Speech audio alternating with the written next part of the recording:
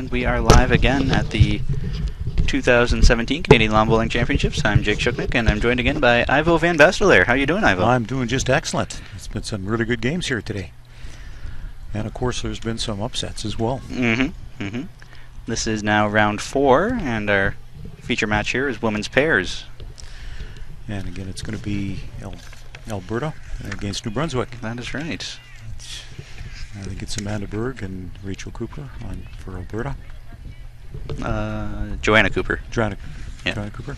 Joanna Cooper and Amanda Berg against Jennifer Myers and Eleanor Murray. I'm going to keep that open there so I don't forget any names. There you go. That's the New Brunswick women there.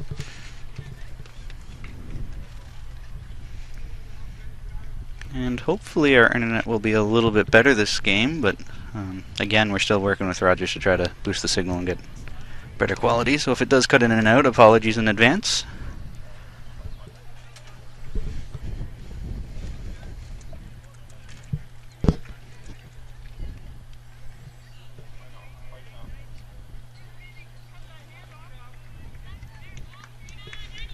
And it looks at the start we've got Alberta sitting 3 at this point in time.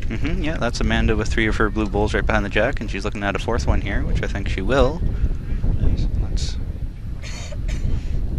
4 for Amanda right now. None of the bowls are short here, so I'm wondering if maybe the greens picked up some speed over the lunch break. Well, A green is usually running quite a bit faster than B and C greens, that's for sure.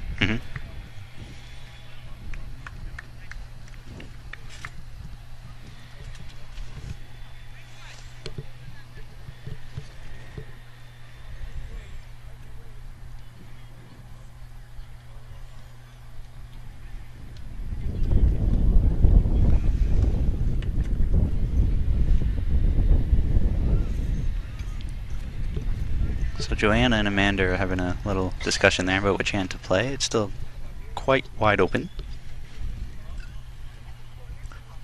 And New Brunswick certainly got all of the back bowls. Although Amanda's are behind the jack as well. There's really only one short bowl on the green. That's it.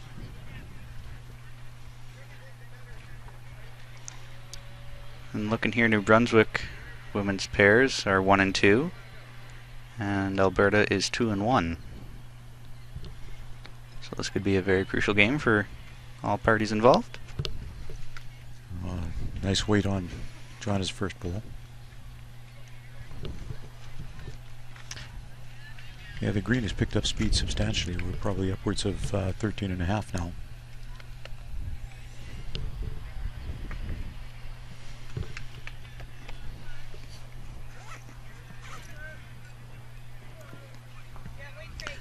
And New Brunswick just put another one into the back.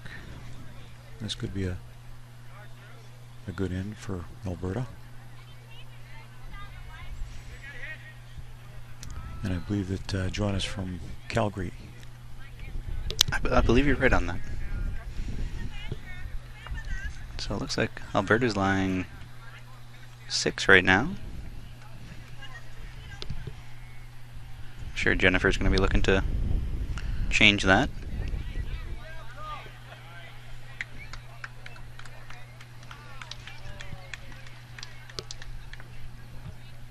This could be a good starting end for Alberta. Yeah, sure. Yeah, you could say that again. 4 bowls left to come.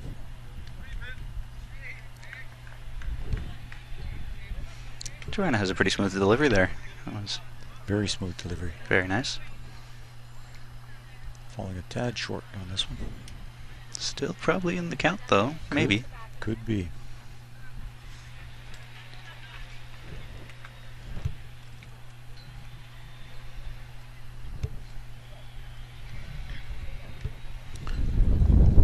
See with the colors on the green that there's a lot of areas where we've got a change in pace.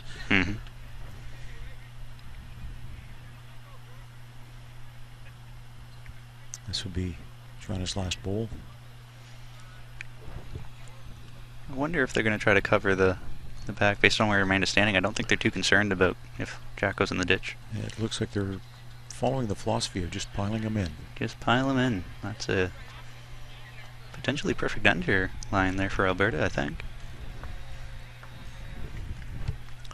This is always a pressure shot for the skip. Mm-hmm. Last thing you want to be is short. Well, she's definitely not short, but she needs to find a friend. And She's widening around. this could be a very high-scoring end for Alberta. Mm-hmm.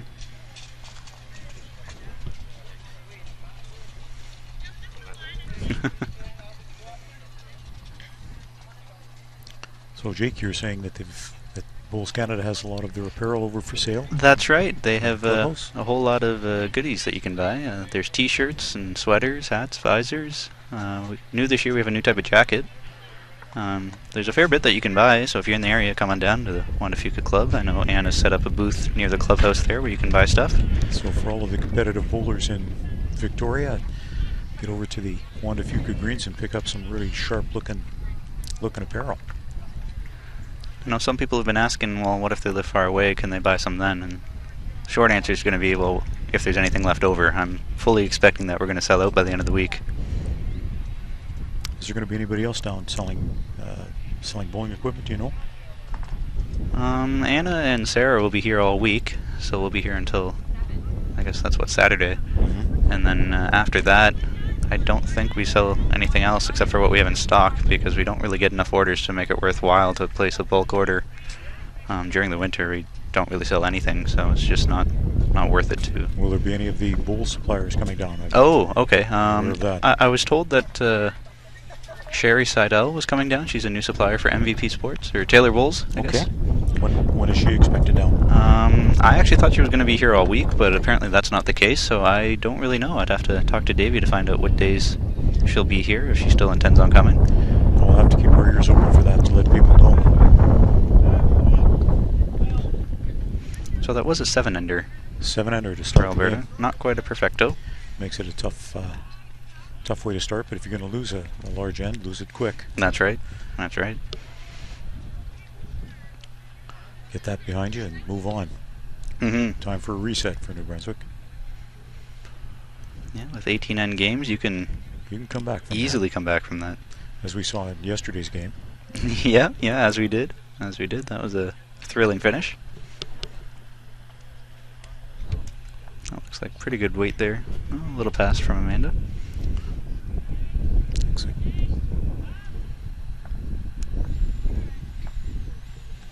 We'll see if Eleanor can draw one in closer.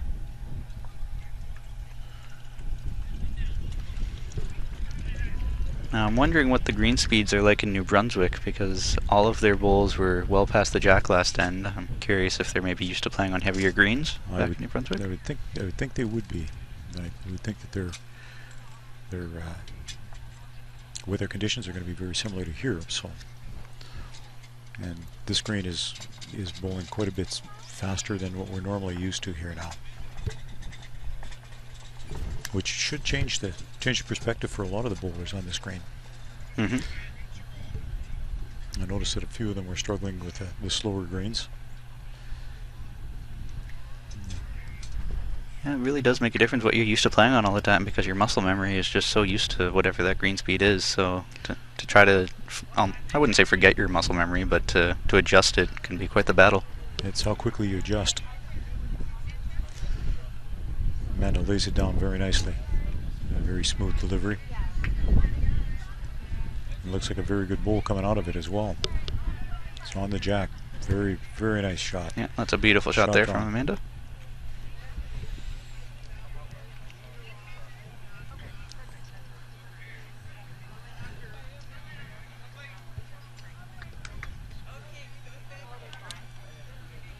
It's not quite as drastic as the last end for New Brunswick. Eleanor's starting to get her weight there by the looks of it. Two in the back, but not very far back, so it's very, very usable.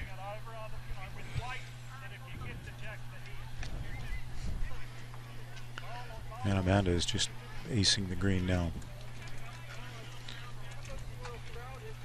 Two almost identical bowls coming in there. Sitting second shot. First and second.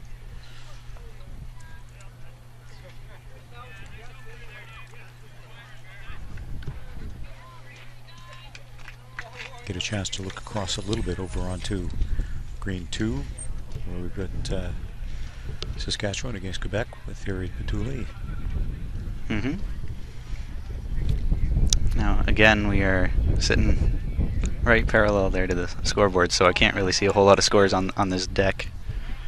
So we'll do our best to update scores on the deck behind us, deck D, I suppose. But as for the other games beside us, unfortunately, we're not going to be able to tell you many scores.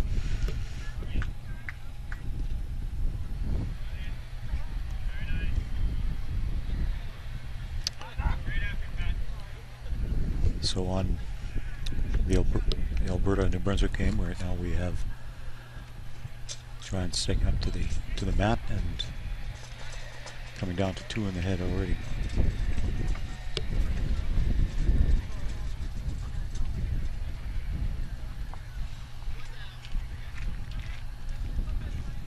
And she came up a little bit short on that one. Mm-hmm. Right on center line though, the line was really good. Looks like Jennifer's still quite fast here. You're going to need to find the jack or her friend. And she got the jack. Jennifer found the jack. And it looks like it's burned the end. May have killed it, yeah. Yep. Dead end. Dead end. Play again.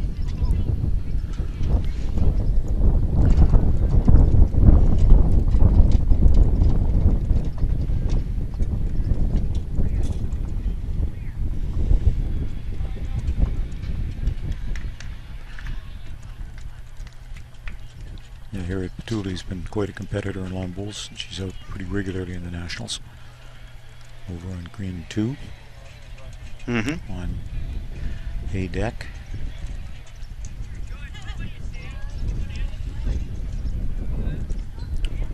And of course Amanda has been in the Nationals many times as well.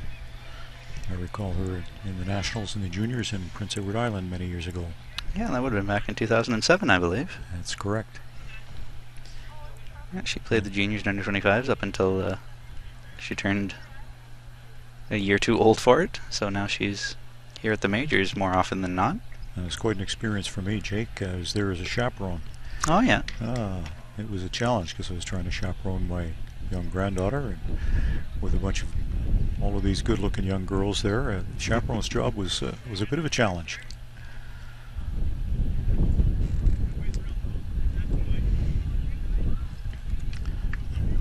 Well, the young fellas were very enamored by the young ladies.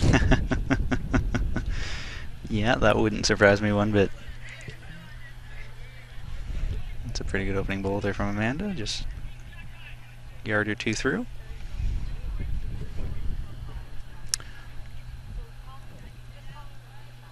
This gives New Brunswick a chance to get the feel of the green here.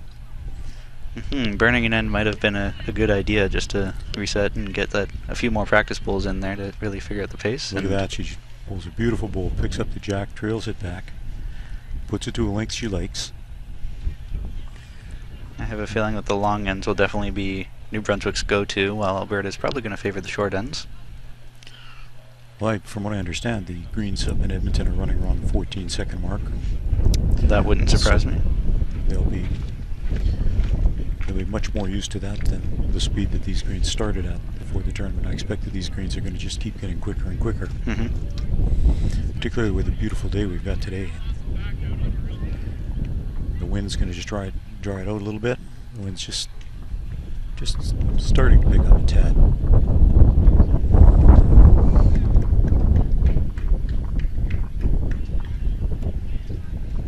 And she's got the jack again.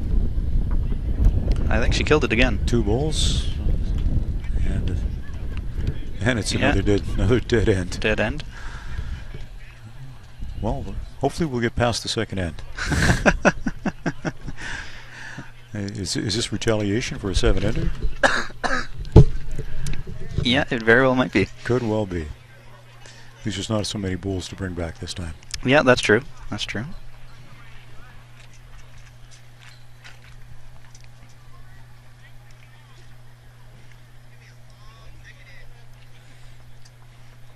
We'll see how the repeat performance goes for the third encore. Third time's a charm, right? That's it.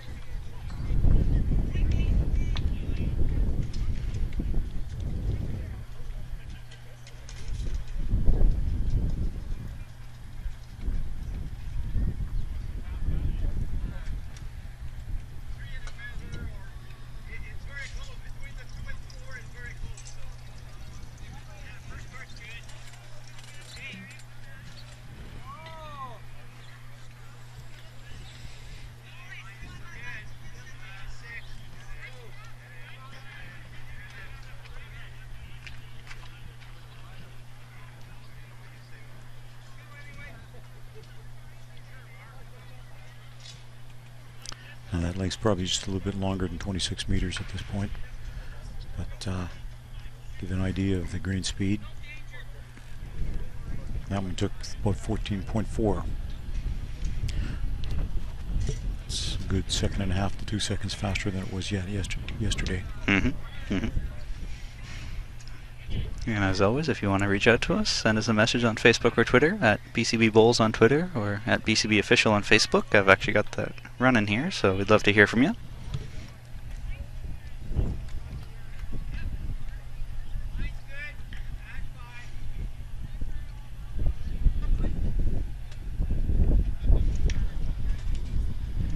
And I think that Eleanor might have finally figured things out here. She's got one within a couple feet of the jack. And as soon as I say that, Amanda draws it off.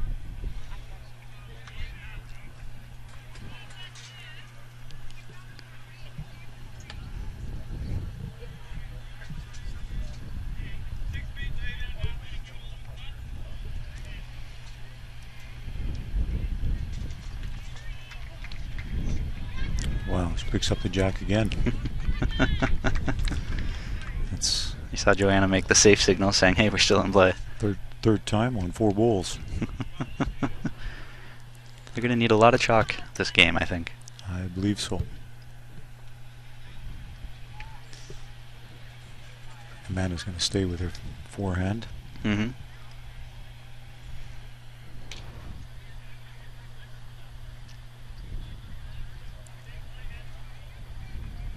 There's another chalking. Chipped it back towards the center line. Unfortunately, I think it went back to Eleanor's bowl. Yeah, that is Eleanor sitting there, so lying 1, but this is a very open head. Lots of jack movement. At this point, it's measuring with a garden hose. So there's lots of room to get in. But Eleanor's showing that she's adapting to the green speed quite well, quite quickly, which is really key at this level. It sure is. First person who adapts to the green speed puts her bowl on the jack. I think she's in the ditch with this one. She's in the ditch. Not realizing how much extra work to put on it.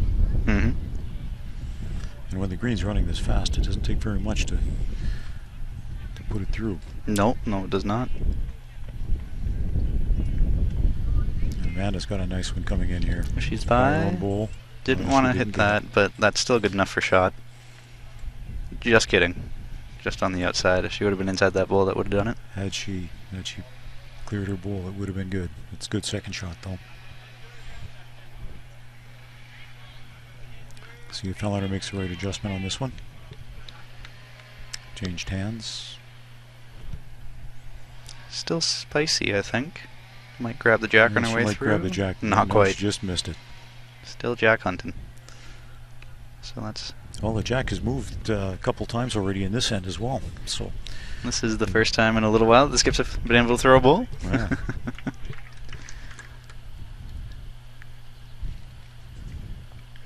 A little bit different for Joanna coming up and being down 1 this time instead of up 5 or 6. Well, this time she can actually have a chance to work on her draw here. I don't think she's too concerned, as it's just down 1 and it's still very wide open. Now it's just a chance to really work on your draw weight, which is a great thing to be able to do as a skip early on. If you can get your draw weight early, then you can start to feel confident throughout the rest of the game. Which is really key. You get your draw weight, you have be comfortable doing it.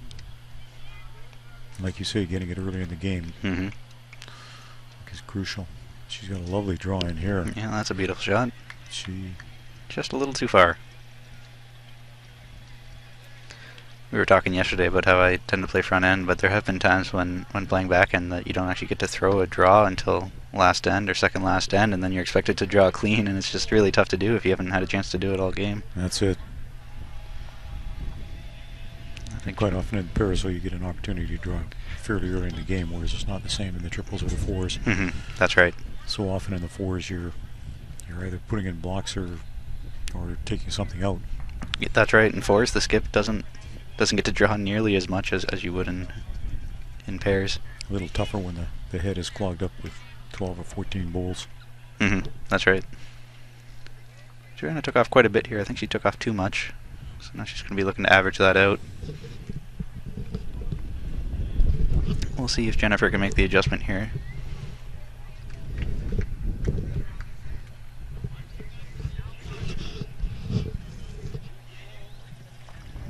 I think she's flying again. Yeah, she's in the ditch.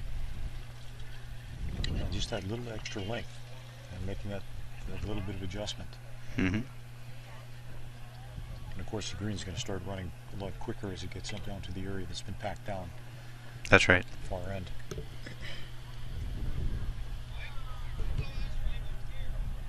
I think Joanna's made a pretty good adjustment here. That should be all over the jack. Yeah, that's number one. It is lovely adjustment.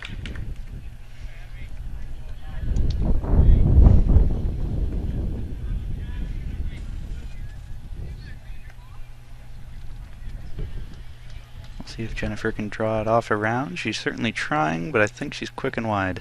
Yeah.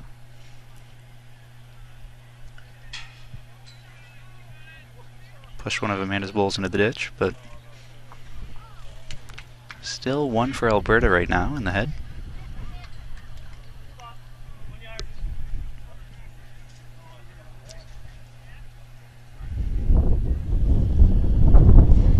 We'll see if she can replicate her last bowl. Doesn't need to change anything from it. She's coming up a little shy. Yeah, coming up shy again there.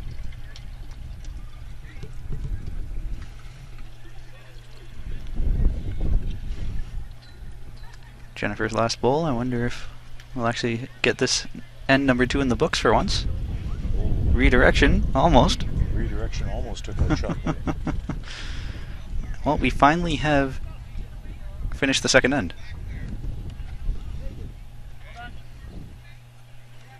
So that'll make it 8-0 now for Alberta. 7 end to give you an advantage.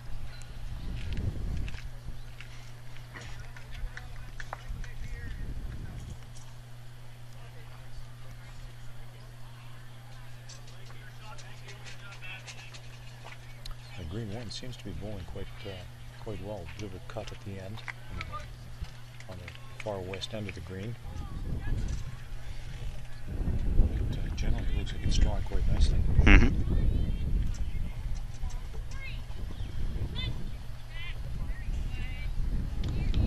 Probably bowling about a 2/3 jack.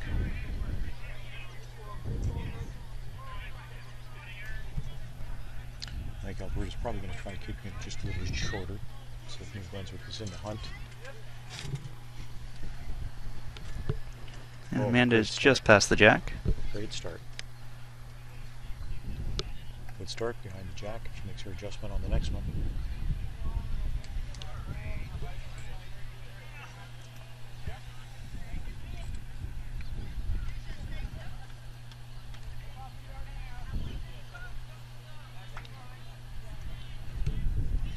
Just rest shot bowl. So that'll be lying 1 there for New Brunswick right now.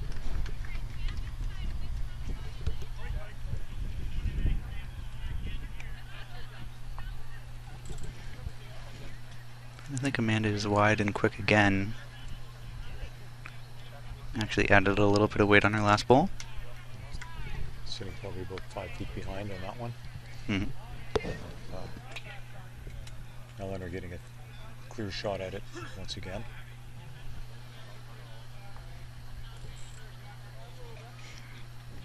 And if it keeps rolling, it looks like it should be shot. Yeah, that's number 1 there for Eleanor. Sitting about 2 feet, 18 inches, 2 feet out in front.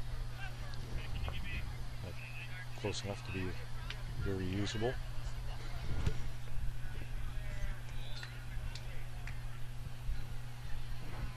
Joanna's got a very, very nice delivery, very consistent. She found a friend, but not quite enough. Firm coming in. Mm-hmm.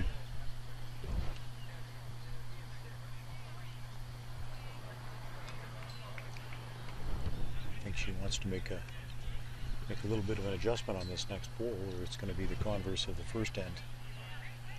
That's right. That's right. New Brunswick could be line 3 right about now. Got all the back bowls for Alberta. Right now they need one in the head in the worst way.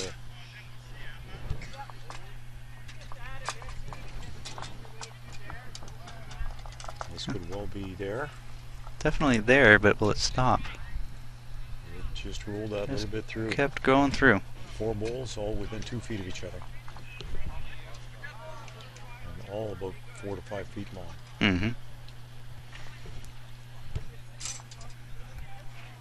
Maybe that first end just gave New Brunswick a little bit of a shock treatment there. There's the back bowl, for sure. As long as it stays in, it's almost drifting out, yeah. In. She's rolled out of bounds. Rolled out of bounds. I think maybe just a little bit of a new approach for them to throw their bowls a lot wider on this. And the greens picked up this speed. Mm-hmm. Just quite not used to that type of green yet.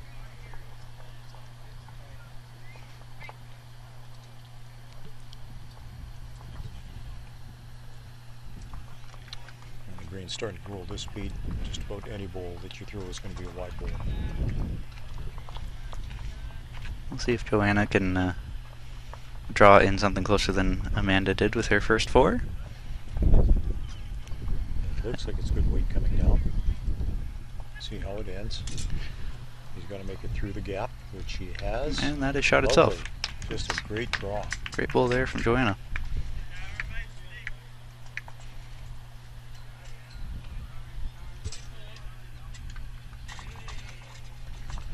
Coming down just a little bit hot on this one. Yeah, that is very spicy. Good thing she found a friend to stay alive there. That was definitely ditch weight. Let's see if Joanna can do it twice in a row here. Yeah, just needs to replicate it. Very consistent delivery. Very nice. Mm-hmm. Excellent mechanics. It's great to see. And just around. And perfect weight. Identical weight. Nice finesse. Shows that she can draw inside or outside of that bowl. It's not in her way. Gone from 3 down to 2 up. Mm-hmm. And Jennifer is still trying to find her weight here, as that is very aggressive play. Yeah, I think at this point in time she's wanted to draw into that head.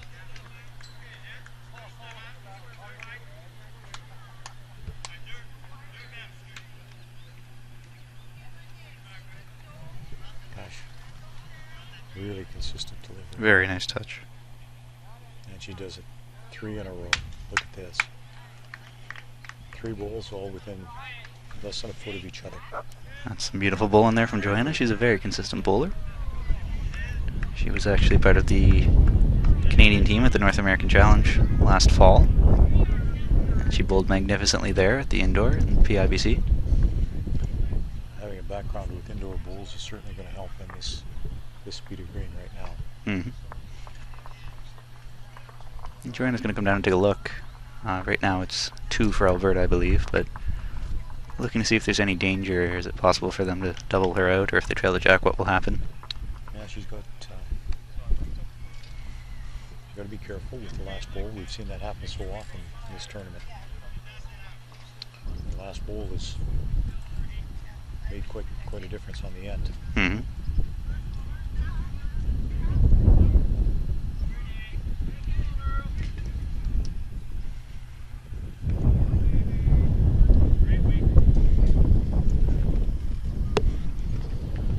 Of course, Jennifer will have one more bowl to correct anything that goes wrong.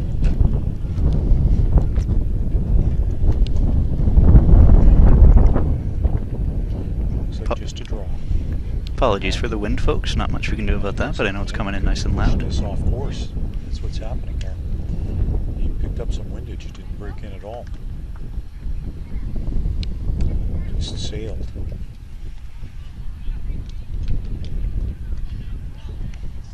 that still looks quite spicy coming in from Jennifer. She's going to have to hit something to... She's inside. So we have New Brunswick still looking for their first point yet. Third end. Third end complete. Looks like another 2 for Alberta. At least 1. I definitely thought it was 2, but could be mistaken. Honor is called for a measure for a second goal. And it is 2. Yep. Now the situation being 10 down on the third end, it's a difficult situation for New Brunswick to be in. Yeah, it's definitely not the start they were hoping for, I'm sure. They've only played 3 ends though, so there's still another 15 ends to go. Even if you just count 1 an end, you're still okay. This is when you can't let it get into your head. You can't get depressed or get down about it. You just have to say, okay, let's regroup. Regroup, start again. Lots of bowls to make it up. Quite often that's a challenge in this game, is to keep your spirits up. Amanda brought the mat up about 3 paces from the tee, give or take. And was looking to throw a relatively short jack there, so we'll see how that's going to impact New Brunswick, if they can get their draw weight down on a shorter end, or if they're still struggling to find it on the slightly quicker greens.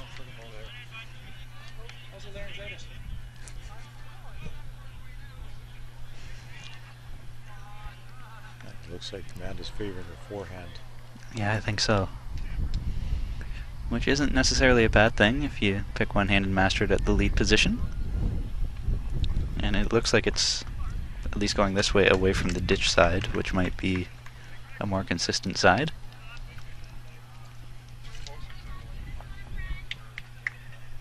And this is the direction where Eleanor has been getting her grass quite well. And she's nailed her grass again, just her weight.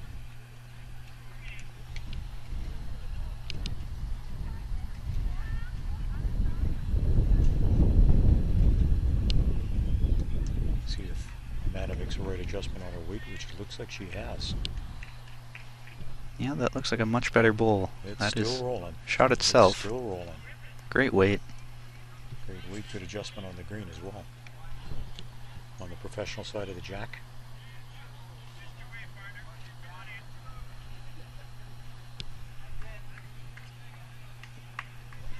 Eleanor's got a free-form, balanced delivery. She doesn't brace herself with her free arm. She made a terrific adjustment to get shot. Yeah, that's a beautiful shot there.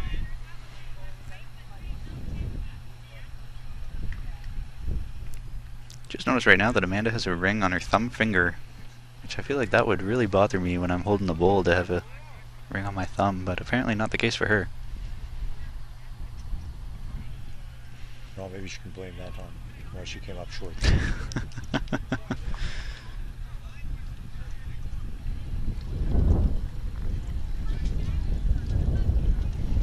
Looks like the Amanda's last bowl has caused Eleanor to change hands here. Got a little bit of a tailwind here now for her.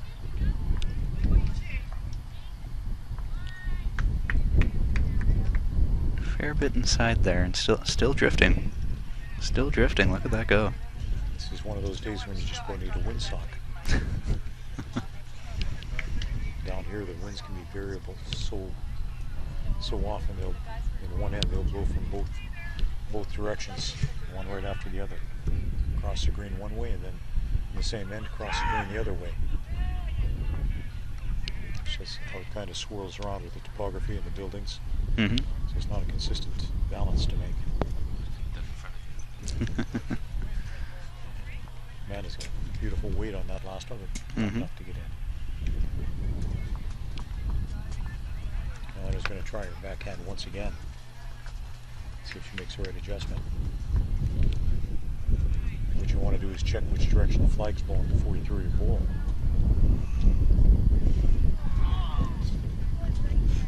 And she's put in another position bowl there. Going to get heavy. line was pretty good, just the weight.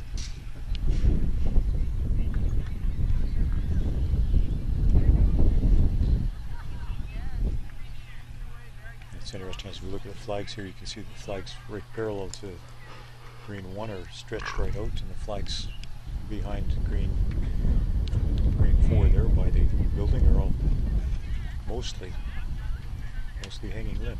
Mm-hmm. That building there does create quite a significant wind block too.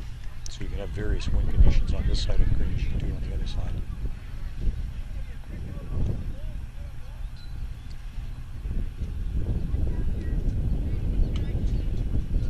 And once again, Joanna has a free shot at it.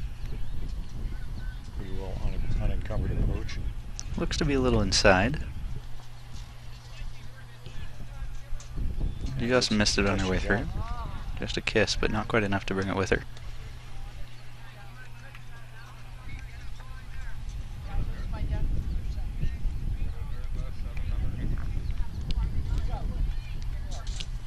Jennifer tends to be throwing just a little bit heavier. She missed her line on that, so that went out of play.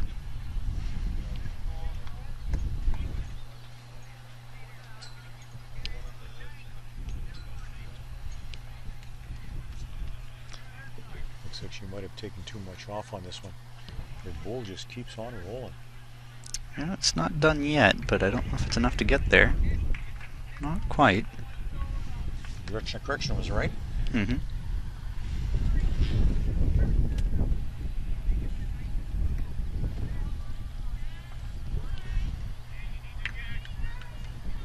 Jennifer might get a good rub here. No, didn't even need it, just came inside. Does that look like second shot? I don't think so, but it's tough to tell from this distance. Okay. From here, I would assume that it's still just the one for New Brunswick. They're still looking to get on the backboard. On the scoreboard. I think And Joanna I think is that in the Joanna might ballpark. be depriving them of that opportunity. Got the Beautiful jack and shot. trailed it over. They're now probably lying 3. Pulled it over to Amanda's bowls. Lovely finesse on that one. I was half expecting Jennifer to ask a few questions, but no, she was just quick on the mat and ready to fire. And look at that. A little fortuitous rub there for New Brunswick. Yeah, you could say that again. It might have turned it around from 3 down to 3 up. I think Amanda just held up her finger for 1. Was that Amanda's bowl in the back there? Not in the back, I don't think. Oh, it's just on this side. Just off to the side. So it's the back bowl that's counting. Or is it... What do you get there, Jake? Who do you see as holding shot? You know, the front one off to the side looks a little bit closer than the one at the back, but from here that's definitely close. I would probably put a measure on that. And I don't think it would really affect Joanna's shot too much either way. She did come in on her backhand on the previous shot. She's going to do that again.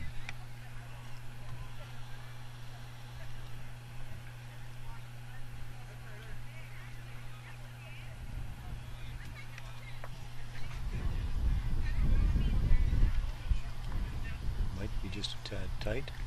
I'm looking for... I think she might have given New Brunswick a push in for... Yeah, definitely didn't help her cause. New Brunswick's for sure sitting 1 right now. And there's one last bowl to come here for Jennifer, so she has a chance to really get on the board here. Might get on the scoreboard with this one. Can score a multiple if she can draw in.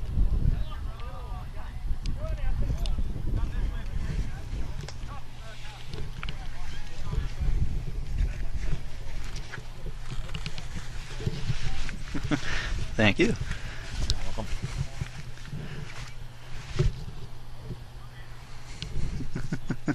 Forward. Oh, there we go. It's getting a little chilly here in the shade here in Victoria. But if you are in the area, come on down to the Juan de Fuca Bowling Club. We'll be here all the way up until Saturday afternoon. Finals on Saturday. Men at 9, women at 10 in the morning.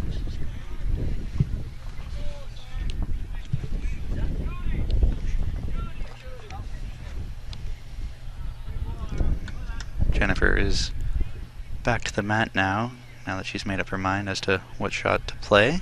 Took a quick glimpse at the scoreboard there to see that points are needed. She's definitely not short on this. That was a pretty aggressive bowl. It certainly was. Fortunate that there wasn't an untimely wick in there. Mm-hmm. So that does put New Brunswick on the board.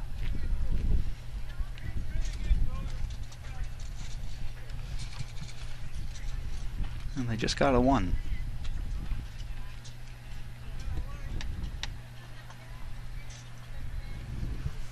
So that makes it 10-1 Alberta after 4 ends of play. That's a nice program to be able to enter the text in like that. Mm-hmm. Yeah, makes life easy here when we can update the scoreboard so the folks at home can see what's what. Makes it nice for the viewer. Mm-hmm. Get a chance to see the scores they come into the. And I think she just threw the jack in the ditch. Yeah, so they'll be given Amanda possession of the mat and jack here again. And it looked like New Brunswick was going for a much longer jack. Mm-hmm. Amanda quickly picked up the mat, walked up her 3 paces, and Joanna's going to stand out there where she wants the jack. Again, pretty much the same length. Mm-hmm. They've been having their good pulls on, which is what you'd expect. If it works, don't fix it. That's right. Amanda threw it a little further than she wanted, mm-hmm. I think. I love those dark lines on the green, though, for setting the jack. Sure makes the game a lot quicker. Absolutely.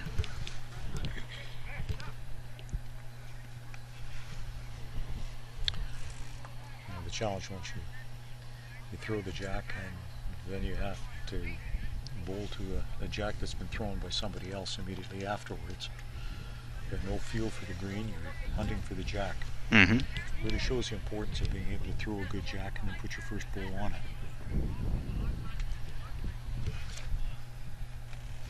Whether it be for singles or for the lead, just crucial. I wouldn't be surprised if, as this game wears on, they bring the mat up a little bit further and a little bit further, because it seems like New Brunswick's still struggling to get the draw weight down based off of the last few ends. They're a little heavy, so if you're playing on the tee and the mat's up, then there's a chance they might end up throwing their bowls in the ditch if they are still heavy. I can see that that's a strategy that would really good adjustment by Eleanor there. Beautiful. Her first bowl trickle in. Her next bowl right on the jack. Now can Amanda do the same thing?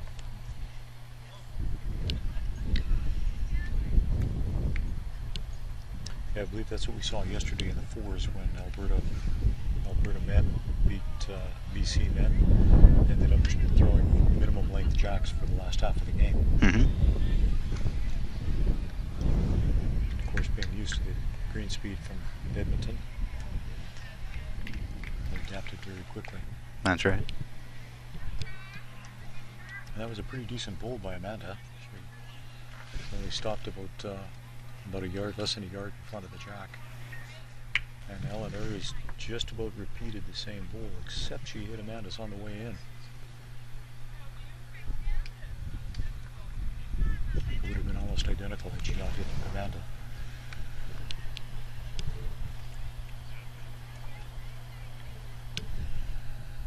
I think Amanda will try for a little bit more aggressive shot on this one to take. Yeah, I would think so. To take New Brunswick's bowl out, or to pick up the jack and take it back. She's just inside. Just inside. That'll trickle into the ditch. And she owns the back at this point in time, so a drag would be just perfect Mm-hmm. for Alberta. And New Brunswick, in the meantime, has got to put a second in the head, or one in the back. It's definitely a little inside. I'm wondering if that'll stay on. Actually, a good time to put one in the back, and I don't think that's going to stay in the rink. Nope, that went out of bounds. As soon as we get past past the jack there, the green really drops off towards the ditch on both directions. And I think Amanda is inside again. Yeah, even more so. Sailing through. Just a little bit too aggressive. Once again, not taking advantage of the fact that this side is going to be a lot quicker than the other side too, because they're going to be back down. Should have gone out just a tad wider, which I expect to see will be developing during the course of the game. This side. We'll get their width.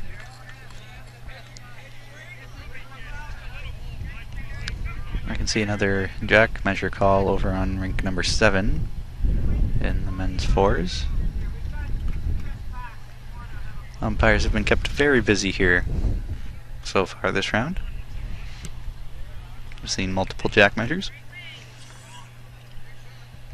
And that'll be Alberta A versus Alberta B, I would think, by the looks of that, isn't it? Yeah, it definitely looks like it. That would be Alberta A versus Alberta B down on that rink. It'll be a fours game.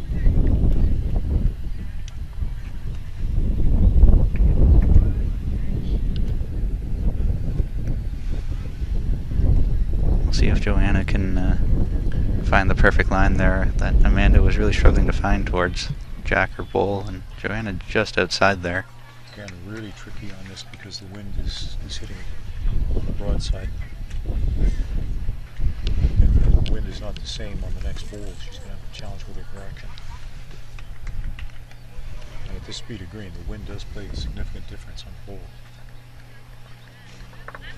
And that is not what she was hoping for, I'm sure, as Jennifer came in fairly heavy and changed the head up a little bit, but New Brunswick is still holding one.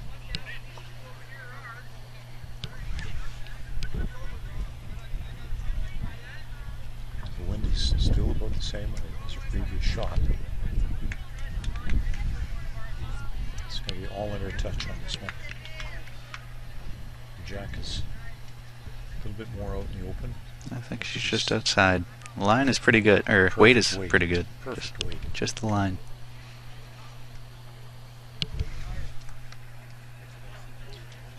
Jennifer's just got to get her touchdown on the weight. Mm-hmm. It's been consistently fairly heavy, but Well, she fortunate on her hits. almost knocked another New Brunswick bull in, but just a little too far.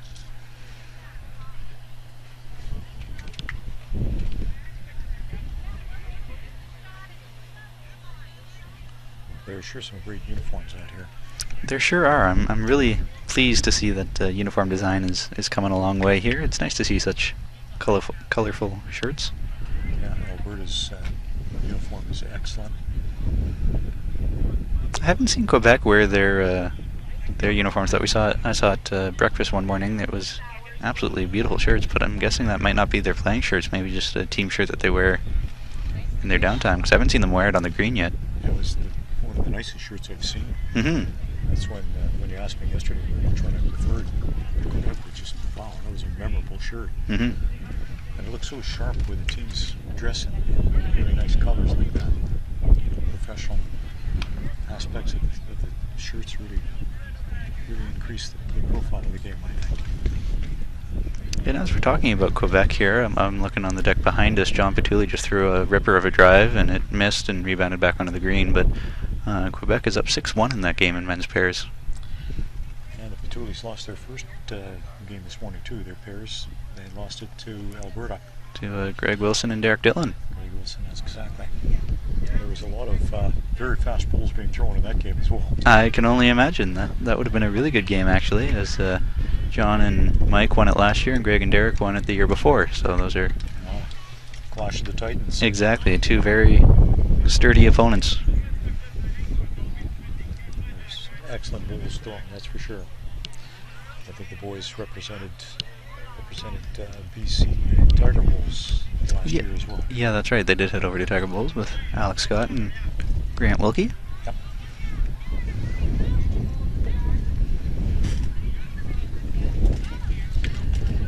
Well, it looks like New Brunswick will get another chance to be on the board here again. They'll take another one.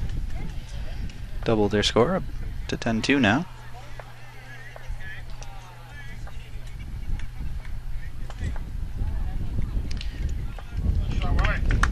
know there was a joke that if you win every end, you win the game.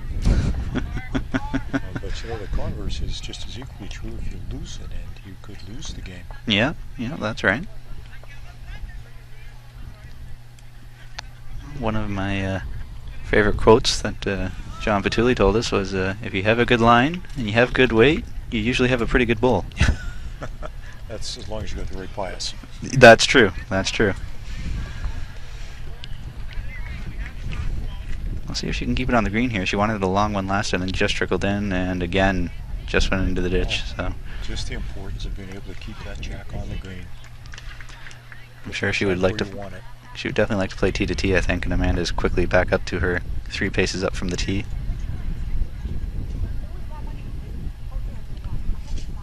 Yeah, that looks about right. It gets frustrating when you're as lead and you're not doing what you want to do. Those things that you want to do, you don't do. It's certainly an incentive to be out practicing, isn't it? It sure is. It sure is. I wouldn't be surprised if after this, New Brunswick ladies spend a little more time out there practicing just to get their weight down.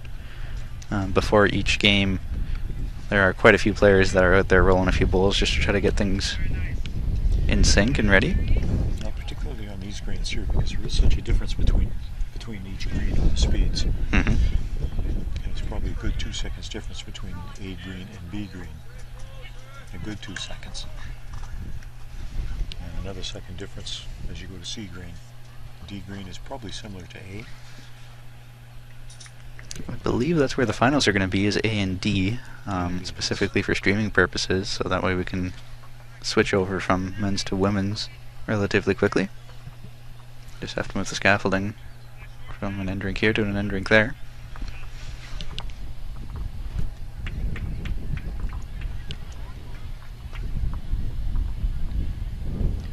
Eleanor made 2 bowls and just missed the correction there, and I think that could be because of the crosswind again.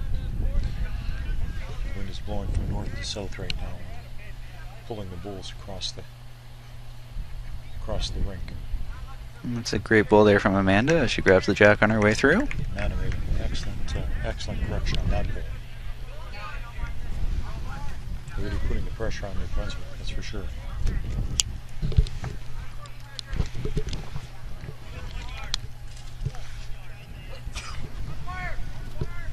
Have an umpire call over here on D deck. Well, that's a great effort there from Eleanor. Excellent. That's a beautiful position. Bowl, nice catcher. If Amanda's bowl gets hit, the jack will go directly to Eleanor's bowl.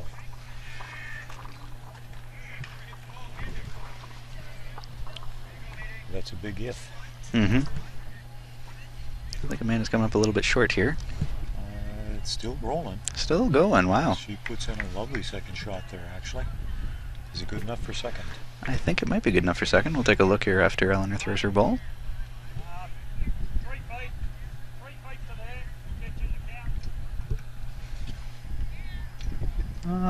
That's close.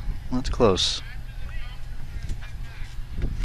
And you can only just, yes. well, it doesn't matter anymore. It's definitely only 1 for Alberta now. As Eleanor just drew in there for a second shot.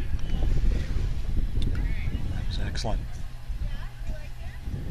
It looks like Amanda may be changing hands. Let's hope she's cognizant of the wind. Which is fluctuating again. The wind always levels the playing field.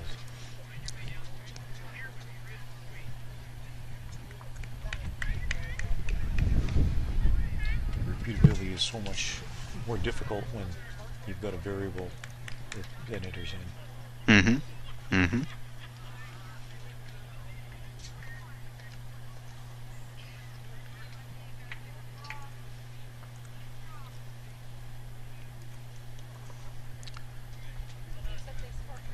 see over on green 4 some of those striped bowls. I believe that's Quebec's bowls. I believe the arrows with the tricolors. Mm-hmm. Talking with one bowler who said that after watching them for several ends, he was feeling quite seasick. Yeah, I am one of those people as well.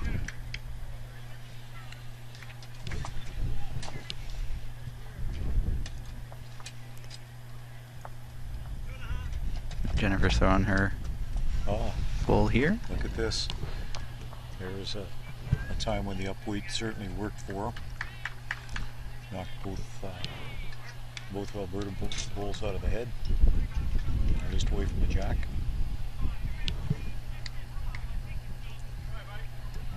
Looks like she's got a shot from here. But I would say so. She does. And is signaling that it's one down for Alberta at this point. Joanna's jogging back up the rink here. We'll see what she's going to do.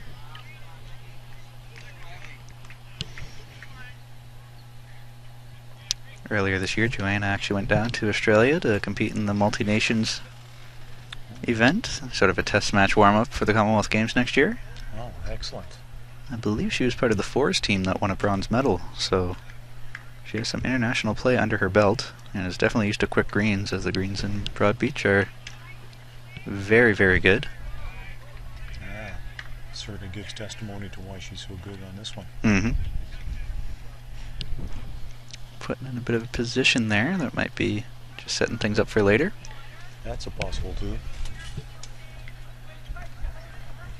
Owns the back now. Mm-hmm. I believe that she may only have one in the head, so drive is probably not in the making yet until she puts a second into the head. At least enough weight. Well, she's definitely not short on this. That is probably not what she was looking to do. I don't think so. It seems that she's struggling getting her weight. Mm-hmm.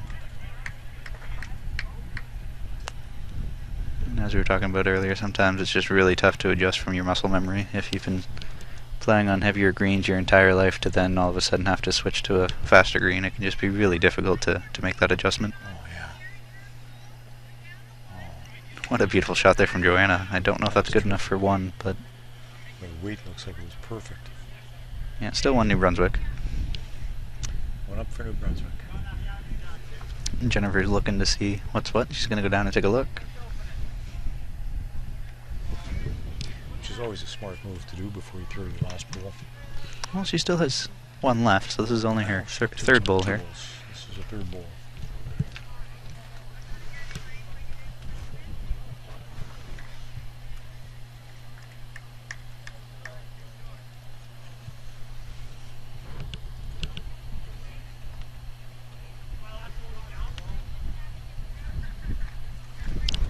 I just realized I never actually gave the answer to the question of the game I asked last game. The question was, how many umpires are there in Canada? Do you have any idea? I do not. Daryl took a stab in the dark and said 100, and John Seitman took a stab on Facebook and said 325. That So was in the order of 180 something. 180 is your guess? Yeah. Alright, well, you're closer than Daryl, but not quite as close as John. John was a little bit over, though. I pull up my sheet to get the exact number. I believe it was 260. 260. Wow. Yeah, 260. Across all the provinces, and I believe BC has the most. And how many does BC have? I don't know off the top of my head, but I think it was somewhere in the 90s. Maybe 96. I know they've been running lots of clinics, and George Cubas has been quite instrumental in Mm-hmm. bringing up the caliber of the people applying to the umpires. Mm-hmm. Steve Foster and Matt Matthew have been doing a lot of clinics for markers as well, so we've got a lot of well-qualified markers in British Columbia now. Yeah, that is definitely a useful thing to have. Qualified markers are always needed.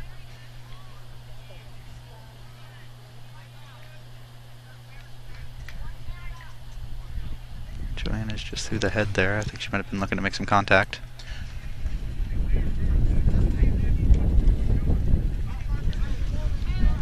Jennifer is still quite quick here. She might be looking to push Alberta out. And she did. Effectively done. It leaves only one in the head for Alberta. Although with the last bull to come here, as long as you don't knock it out, you should be okay. Yeah, going down one is acceptable. Knocking your own out to go down 2 or 3 is not. Well, it's definitely better draw weight, but I don't know if she's there. I feel like she took off too much on that. Yeah, I believe she pulled the string. Yeah, I need another yard or two. By quite a ways, too. I think better safe than sorry if it's only one.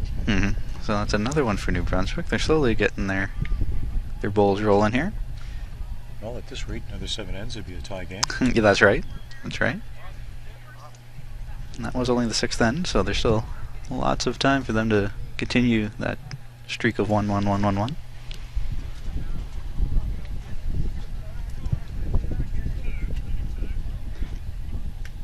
Looking over a few rinks over there, and I just saw William Whitelaw walking up the green to give Davey Matthew a high five. Big thanks to him. He's been moving the scissor lifts for us every game to get them in the spots they need to get to, so big thanks to him. I definitely don't trust myself driving them. There's a little bit of uneven ground between the decks, and if you get into uneven ground, then the scissor lift just automatically stops to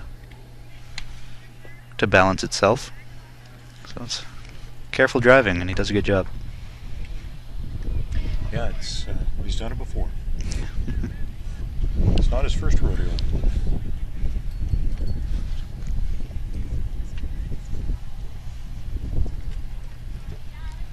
And once you get inside, that just really takes off, as Eleanor's pole just went out of bounds there.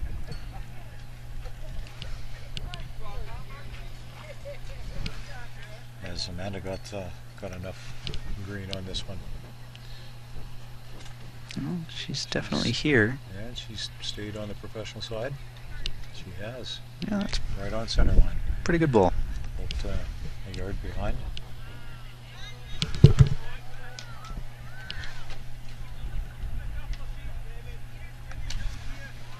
Looks like Eleanor's made a bit better correction on this one. Eleanor wait, but yeah, that should be shot. I believe that's number 1. Amanda's going to stay with that hand. I think she'll be drawing inside or outside it. I think inside. You're right. Up the weight to stay inside though, and it did come back to the center line, just about. Well, her green is very consistent, that's for sure. And Eleanor is hopefully putting in a second shot. She's coming across the center line, and she's coming narrow again. Yeah, once you get past that center line, it starts to go. And it's out. That's 2 bowls. 2 bowls out of 3. Amanda has certainly used her green on that side. Another cause of playing on slower greens is that the bowls don't draw nearly as much, so even though she might have whether a narrower bowl or a wider bowl, if you're on a slower green, there's not as much time for the bowl to draw, so now that you're on a faster green, you're probably not used to having to take as much grass. I wouldn't be surprised if she's bowling an ace.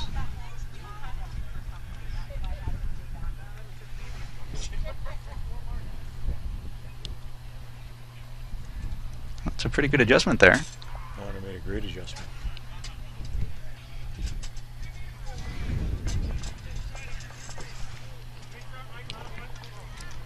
Amanda's still sticking with that hand, so it must not be in her way. It must think she can still come inside that. Either that or both of them decided that they don't like bowling the south side of the green. Mm-hmm. It seems to they feel it could be more reliable.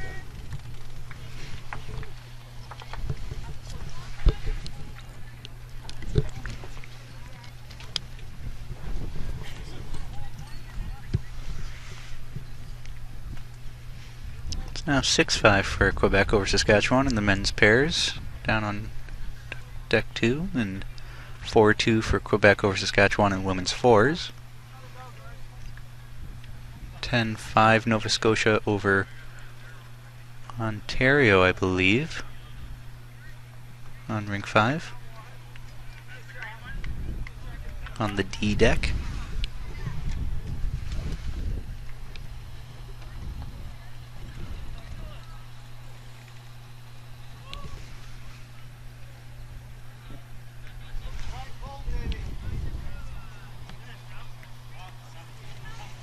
Still fairly open, and Joanna is going to play that south side here.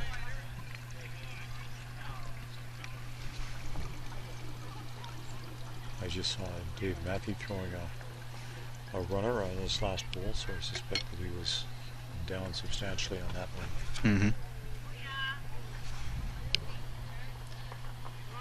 Looks to me like he just gave up a 3 or a 4.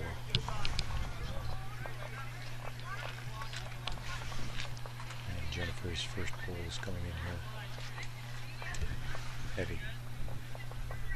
Certainly he's got the back covered off now. Mm-hmm.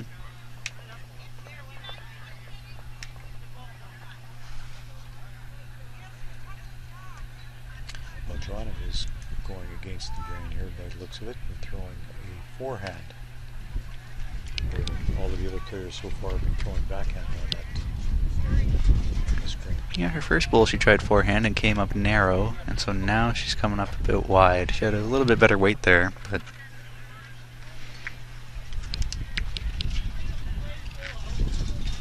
just as we say that now, Jennifer's throwing on the forehand as well. But again, that's tracking off inside. It must be a very fine line. It would seem to be. Looking to see if that bowl's in play or not. Must be. We'll try it.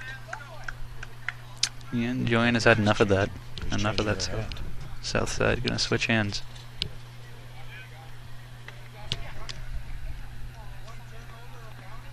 So she's trying to drop inside of Amanda's bowl.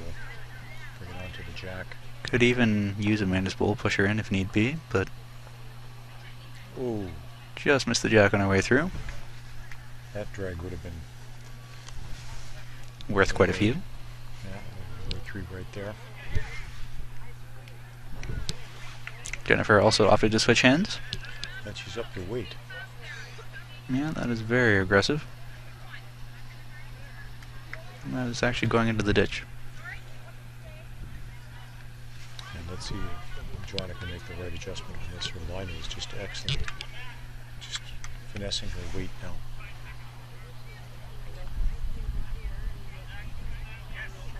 That looks like a much better adjustment. It looks like a terrific adjustment. That shot itself. Shot drawn. Shot drawn. Lovely ball. Good enough for That'll put Alberta back on the board again. Taking out 1 for sure, and they're going to probably measure for second, I would think. 2 for sure. It's 2 for sure. And it looks like it's just the 2. Just the 2. So Amanda's bowl where there was the second shot in the back. Mm-hmm. Beat Eleanor's bowls in the front. There's still a 9-point spread. Still early in the game, right? Still lots of goals to come.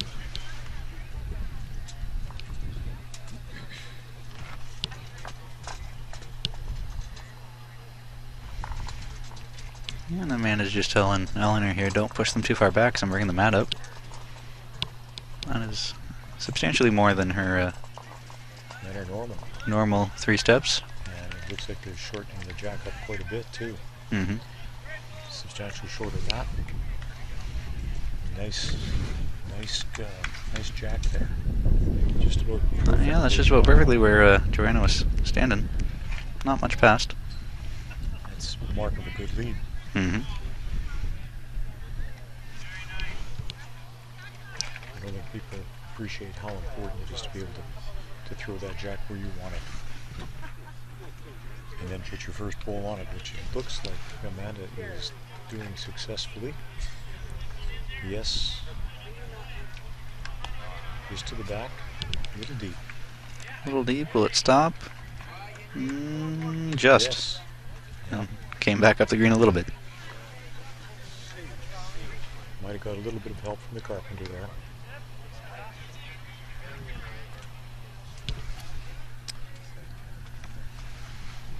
And it looks like Eleanor's adjusting to this quite well. Yeah, that is a beautiful adjustment there. Apparently that... She's been bowling wrong for the majority of the game, placing her jack slot. She made a terrific adjustment for first ball. Apparently short ends suit her. Just haven't played short enough for her liking yet until now. I have a feeling that they're going to catch on to this pretty quickly. Just through the port. Amanda did not take off enough weight. And that is still rolling and rolling. Still rolling. Once it breaks over the center line, it's headed towards a ditch. Mm-hmm.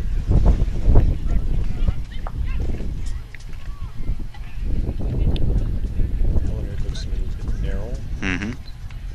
Heavy on this one as well. Gosh, if you just come that little bit narrow, it certainly takes a run.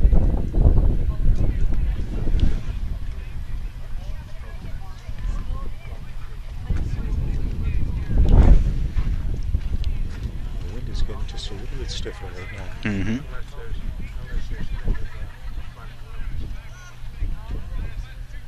Amanda's taking lots of green.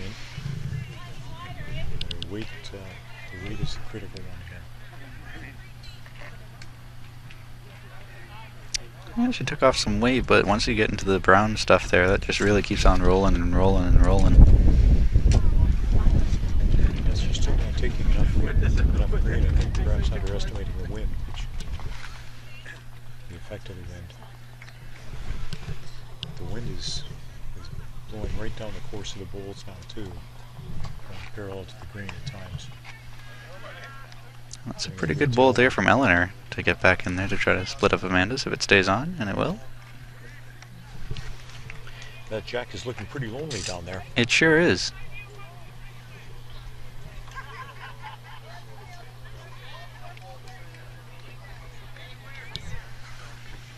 Amanda can get out far enough. Having a little joke there with Joanna.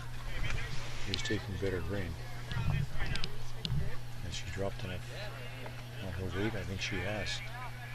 This could be shot coming in. Yeah, Yes. that is number one. Lovely roll. Look at that. Very nice adjustment. Peanut gallery here on the sidelines, giving Amanda a quick jab. Well, I think she's brought down the cheering squad from Edmonton with her. Yeah, she did. Her mom and aunt are both here to cheer her on.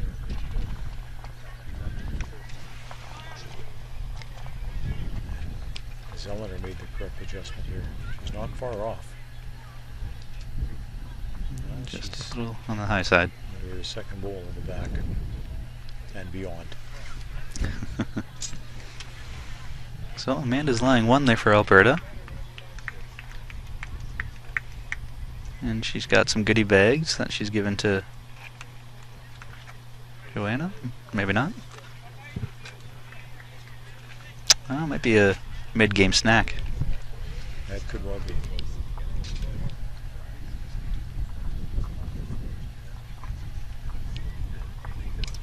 So we have Alberta sitting up one as Joanna gets up to the mat.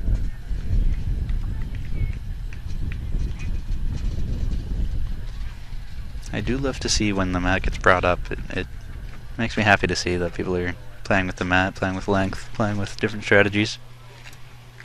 I find the game can get pretty boring when everybody just keeps the mat at the 6 foot mark. Yeah. It certainly makes a challenge.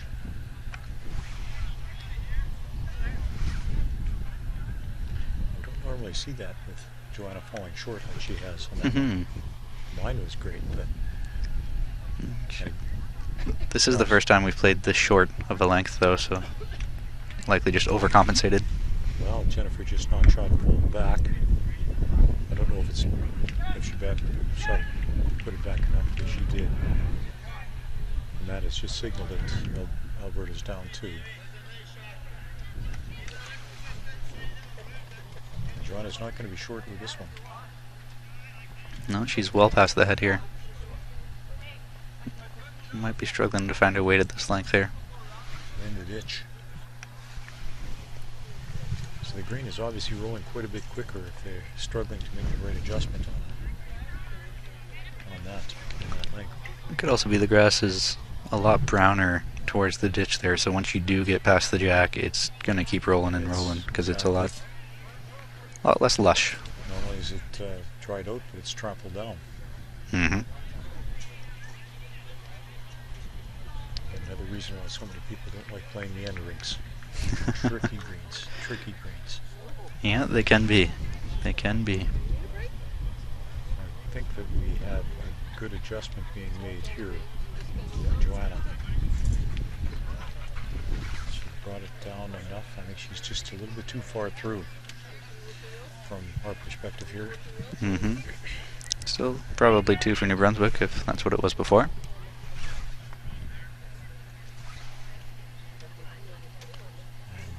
Jennifer made sure that it wasn't going to be in the count.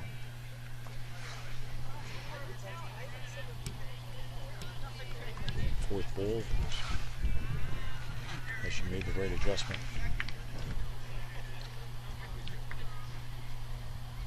Lays it down so smoothly that it just keeps on rolling. And it could well be. That might do it. If it falls in, yeah, it gets the fall in. It's done a lovely adjustment. Eleanor's taking a look. Yeah, and that is shot. You don't have to be on the jack, you just have to be closer than your competitor. And I believe that Jennifer's coming down with it. Well, she's got some weight on this. A little bit of weight on there. And Bing. she made contact. Boom. Wow. That could leave them with 3. 2 or 3 anyway. Mm-hmm. 2 for sure. A nice bowl by Jennifer from New Brunswick. I have a feeling they might be playing a lot of those push the bowl out type of shots when they play together. It's one of those bowls where you're either a hero or you're a zero. She made the hero shot. Mm-hmm.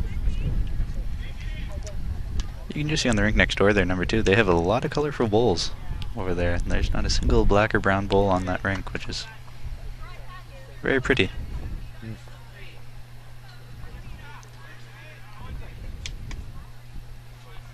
So that was 2 there for New Brunswick to make it 12-5. It looked like it was almost a measure for 3. Mm-hmm.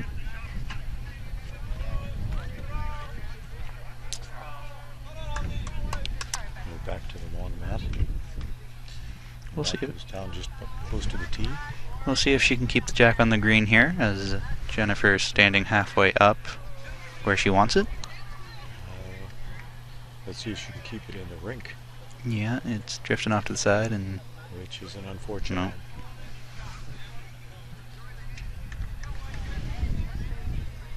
And up goes the bat.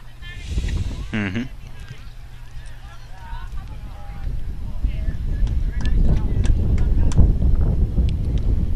It's a good lesson for the new bowlers. It says that seasoned bowlers don't throw the mat or throw the jack from the same position as their opponents do. If they get the opportunity to move the mat, they do. Yeah, you want to change it. You don't want to play right into your opponent's hands. About the same length as that they've been successful at.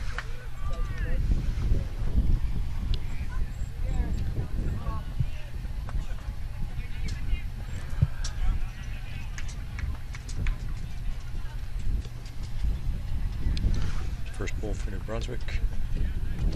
They're going to be in the jack hunting mode because they did not have the opportunity to set the jack themselves.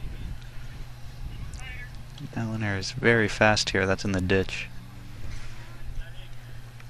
So it's wide open here for Amanda.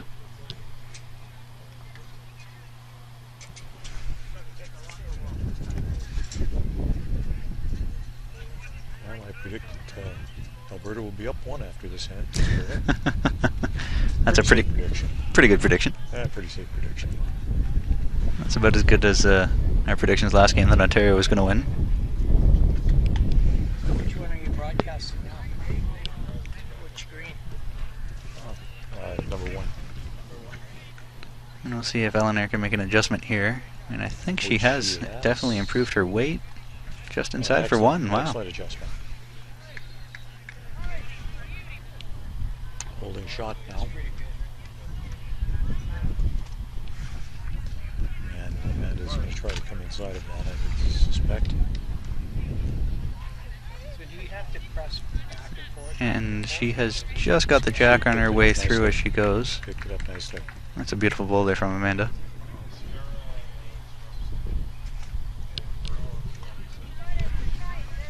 Now I was looking for a bit of instruction. Switch hands. This will be the narrow side for her. Seems almost everyone sort of avoided this hand, as it seems to be a very tricky side. It'll either hang out or cut across. It almost looks like it's tracking out. With that kind of weight, it's tough to tell what it would have done. Certainly for that weight it is, anyway. Amanda's just going to stay with it, pile them in.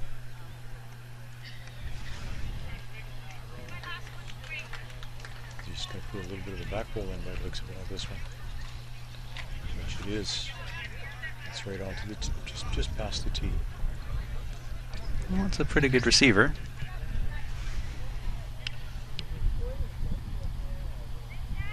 Makes it really tough for New Brunswick because that Amanda's bowl is right on the center line in front of the jack, not the center line, but right in front of the Directly. line of the jack. Yep.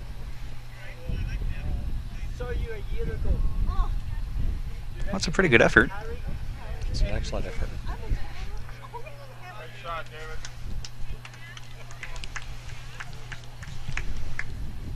Joanne's calling her in just to be in front of Eleanor's last bowl.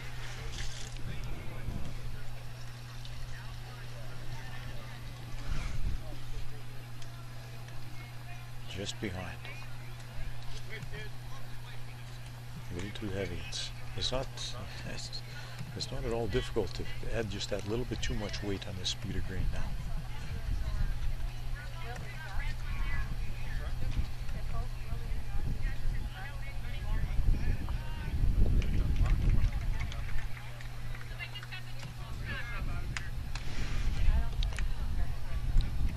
You see what's happening over on green 2? You can probably see a little bit of that.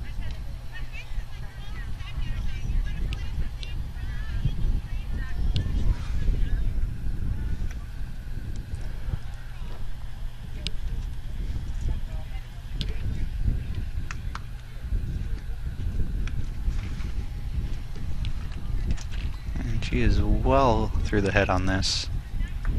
Pushed Amanda into the ditch and trickled out herself.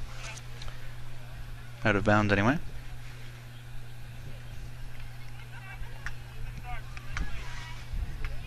Four bowls are behind the bank. 5 bowls are on the green.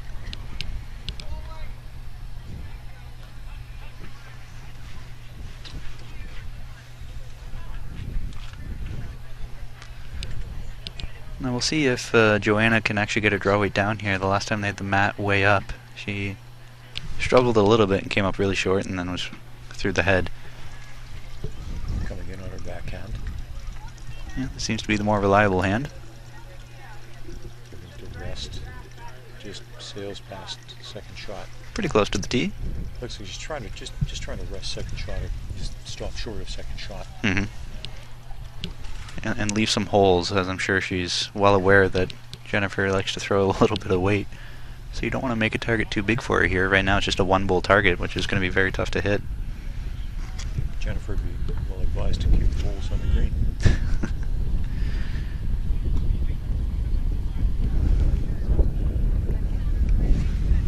Well, right now it is just 1 for Alberta. And this one is not coming up there. not going to be there. That might force Joanna to switch hands here, though, which she is loath to do. She's coming into a headwind too, which makes it a little bit more challenging to get your weight right. Just rolled it over. Yeah, Jennifer just about got shot pull out of there. She might be able to see the jack now, though, from the mat.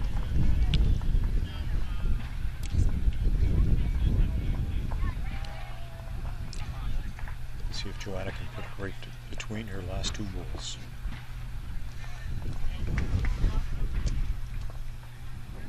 Getting the jack into the middle is She's a challenge. through again, but just inside of that second shot. Even heavier than her first shot. And Just staying on. Just clung on to the edge. And that is very heavy. Crashed on some short bowls. And she is holding shot. So she can just relax coming into this one.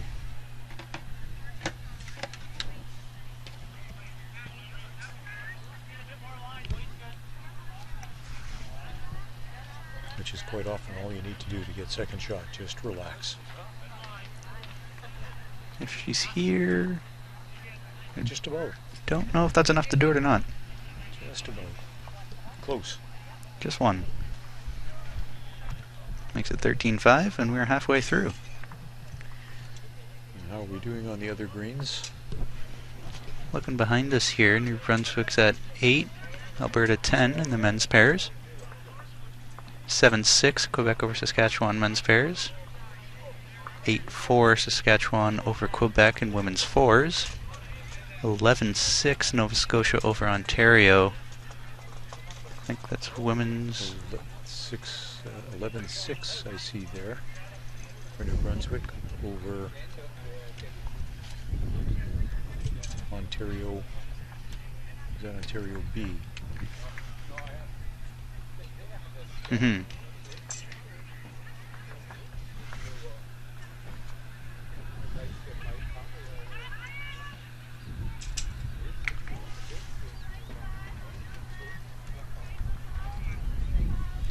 Again, and that is throwing the first ball.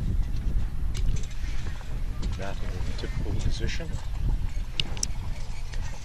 2/3 length jack. First ball just behind the jack and just a little bit high. Big thanks to our sponsors and partners, the Government of Canada through Sport Canada, the Coaching Association of Canada, Kukri, our official clothing supplier, and lawnbowlingmanager.com.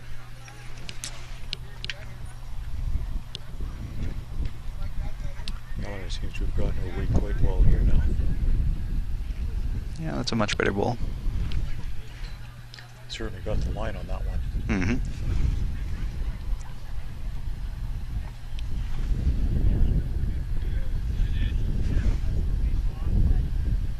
Amanda is planting her second ball just about on the jack. Is she going to take it? Just through. Just misses it. Went a little deep though. Mm-hmm. She wanted to go that far through. They didn't bring the mat up nearly as far as they did before, and that might have been because the last end they really struggled to get too close to get their weight down. So she brought the mat back to her original 3 paces up. Yeah, a short jack can be a challenge. And if one of you can't get it, there's no use repeating it.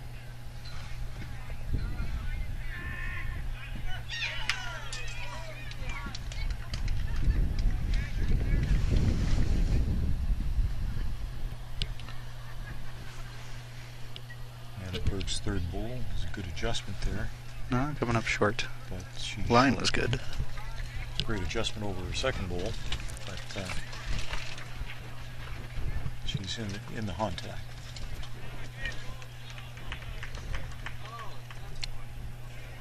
Eleanor seems to have been more consistent with her weight on this end.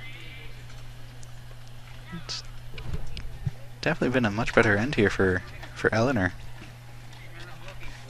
Needed half the game to get rolling, but now it looks like she's finally figured things out. And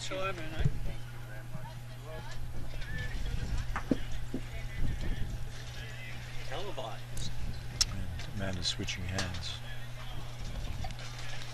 Imagine Eleanor's last ball fell into what she perceives to be her line. Mm-hmm. So once again she starts hunting. Yeah, very quick there. New piece of real estate.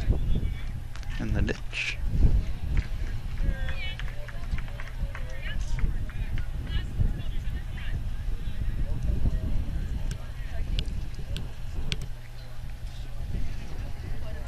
Is Eleanor's weight correct on this one? Just makes it through that gap. Through the port. Whoa. Just missed the jack.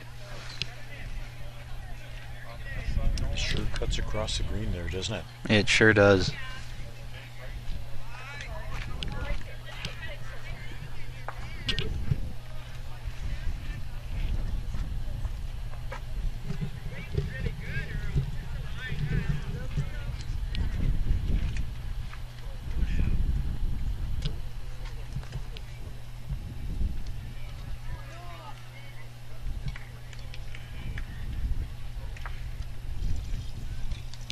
We'll see if bringing the mat back 3 paces made a difference for Joanna, as she struggled last end with the mat way up.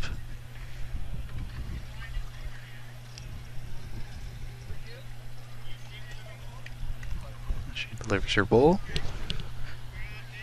I think she might be a little quick on this, but not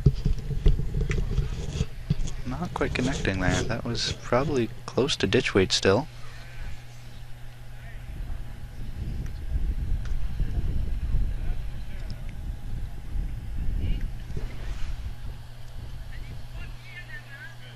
Jennifer is still fairly fast.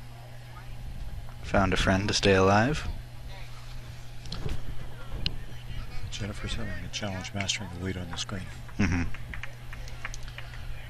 Although now it looks like Joanna might be struggling with her weight too. Last end she really struggled to find it with the mat way up, and her first bowl here was probably pretty close to ditch weight. We'll see if she can adjust. She adjusted, but I think a substantial over-adjustment. Missed her line and came up short. Weight's not too bad, maybe a foot or so short, but line came up far inside.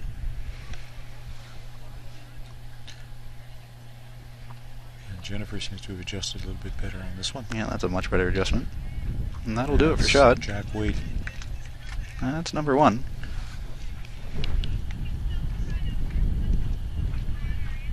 Amanda's calling her to work on one of Amanda's short bowls on this ditch side.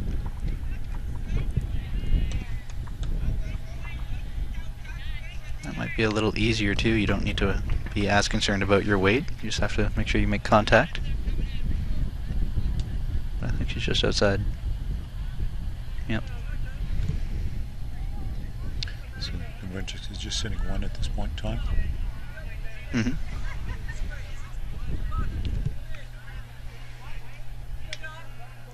I will say that Jennifer's getting quicker and quicker on the mat. Barely have time to switch back to cameras before she's releasing her bowl. Just through the port there, almost grabbed the jack with her.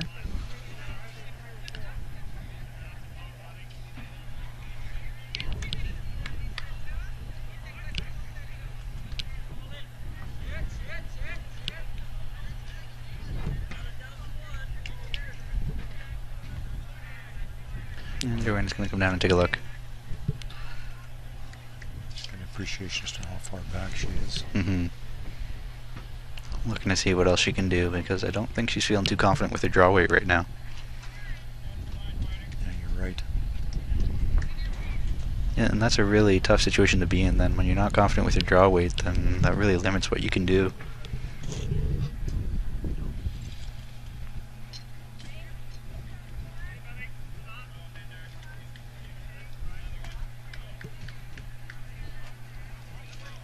$13.5 for BCB over Ontario in the women's fours. It's Ontario A. Is that on rink 3, yeah. And then on rink 2, it's 8-6 Quebec over Saskatchewan in the men's pairs. And can you see what's happening over on rink 6 there? 7-5 for BCA over Manitoba. And is that women's fours? I believe so.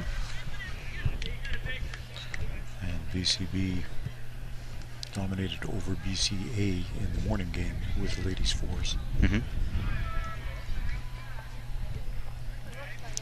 And of course, if you want to check out standings or results or any other game, you can head over to bullscanada.com. Under the championship tab, you'll find Canadian Lawn Bowling Championships. And scroll down, you can see player list, the draw, schedule, results.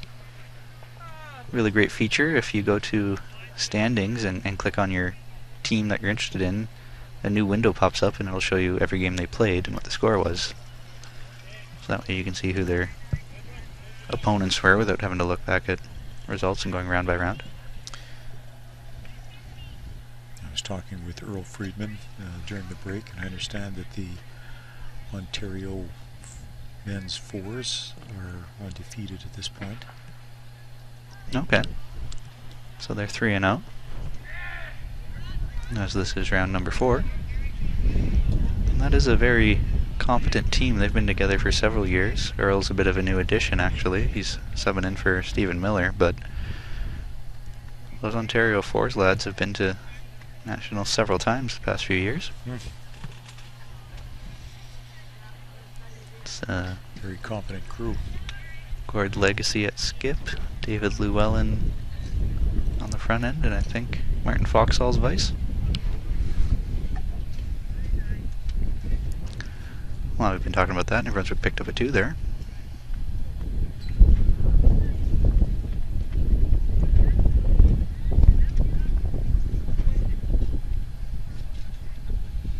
So they're slowly clawing their way back.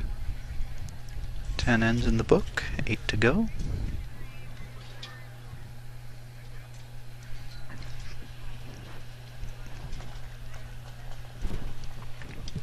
And this might be the very first jack that Eleanor's actually kept in play. So we'll see if, now that she's found her groove, if she put the jack in a spot where she can lock her bull right on. A little quick there. Too quick. Got to keep her bull on the green. She wasn't able to do it with that one.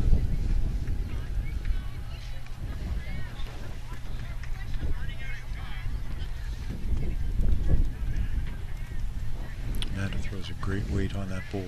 Yeah, it's a pretty good opening bull there. She's within that length of the jack.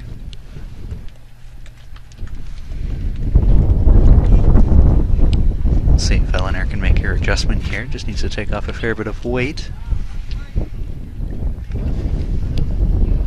Go get a jacket. And Eleanor did in fact take off a fair bit of weight, but way too much there, so she'll be looking to average that out.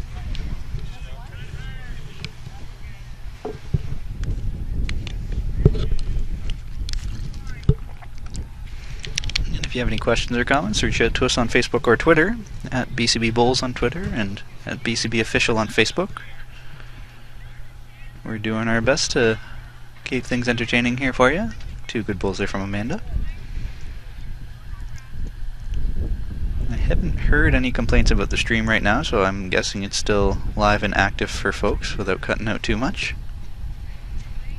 Definitely going to be looking into ways we can boost the signal here, as tech support has proved less than helpful from Rogers.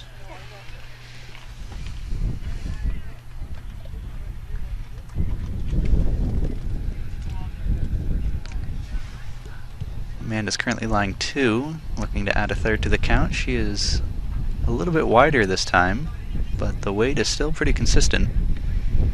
So that's 3 blue bulls there.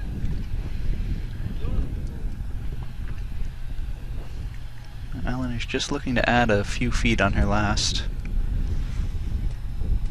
Her last 2 are coming off a yard and a half short. Just needs to keep on trucking, and I don't think she's there. I think they're getting used, or she got used to those short ends that Amanda and Joanne have been playing, so now that they've stretched it out, it's taking some more adjusting.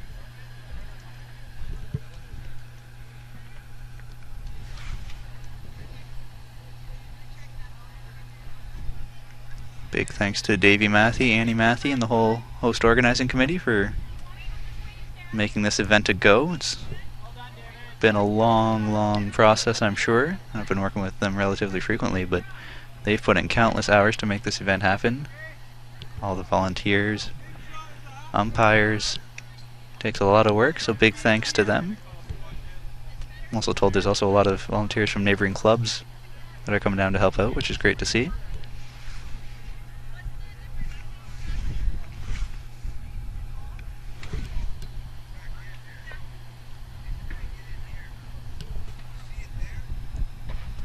So it's definitely 3 for Alberta right now in the head. So Jennifer has her work cut out for her. I believe Jennifer's husband is actually competing here as well, Brian Myers, in the men's pairs. Over on rink 1, they're down 11-9 against Alberta, men's pairs. New Brunswick is.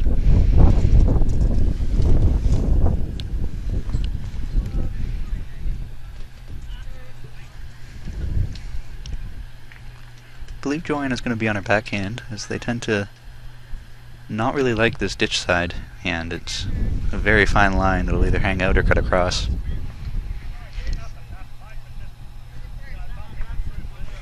So Joanna found a friend, just replaced it.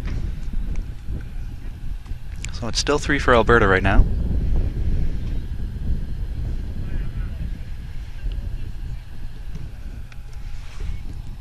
I think Jennifer has made quite the adjustment here. That's a very, very good bowl. Shot drawn.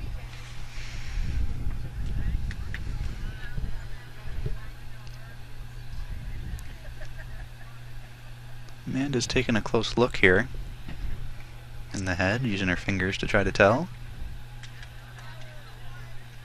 Just the one, she has her finger up, so she's favoring the back bowl for 1 Alberta still, but forcing Joanna onto her forehand here, and she really does not want to play that ditch side, as the lines are very tricky.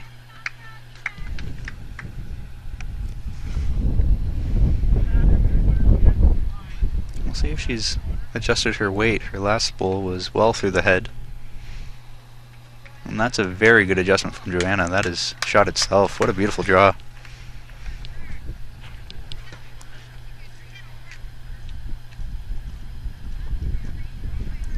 Jennifer is throwing a fair bit of weight here.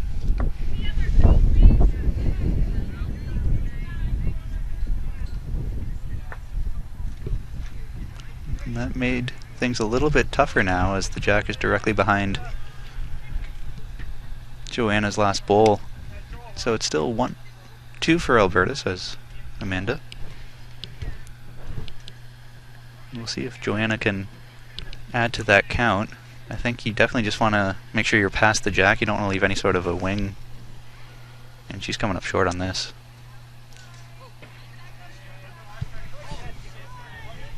Well short. Now this is going to be a tough situation here for Jennifer. She might need to draw a second shot or pound it through to try to kill it, because there's a lot of Alberta receivers here if she does make any sort of contact.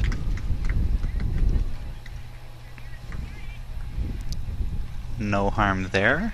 That was a very interesting route her bowl took after the collision.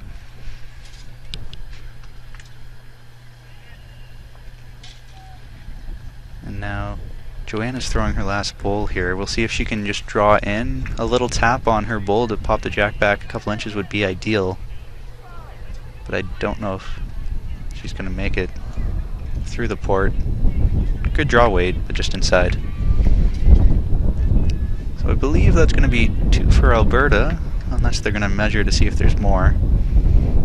Amanda's taken out 1-2 right away and put her towel down. And she's going to get down and measure for that third shot. Nope. Just saying 2.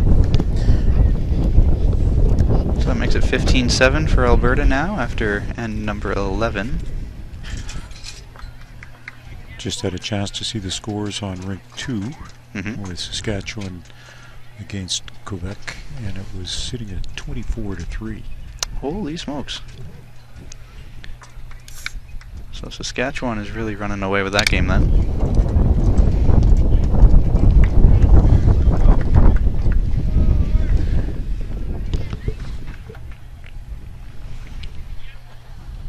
Joanna made a lovely draw that last end, so she might finally be getting her draw weight back. On about the same length of green? That's correct. It was about the same as what they're playing here now. Okay. So that may or may not be a good sign. It was only one really good draw. Her last bowl had good weight but missed the line, so we'll see if that's starting to boost her confidence a little bit. And Amanda is past the jack. starting out with a back bowl. Great line though.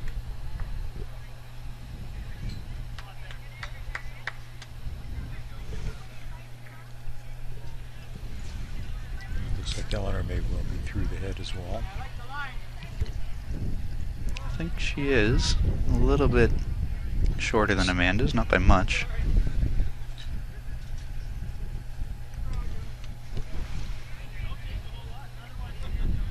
Pull it back on this one, I'm sure. Very steady on the front end. Watching Eleanor throw her bowls, her delivery reminds me a lot of a youngster I met 9 years ago in Manitoba named Devin Nickerson, who has his bowl, or has his non-bowling hand way out to the side, almost at a 90-degree angle from the rest of his body. Hers isn't quite up as high as his was, but that arm certainly takes off. There we go. Eleanor's finally got it, I believe. She pulled shot.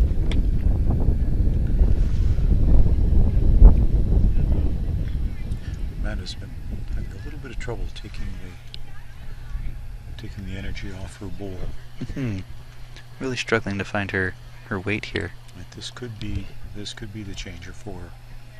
Oh, that's a great bowl there. Great bowl. Picked up the jack, moved it back. New Brunswick may still be sitting shot on that though. I think it's Amanda's, but we'll take a look here once we switch the cameras back after Eleanor delivers her bowl.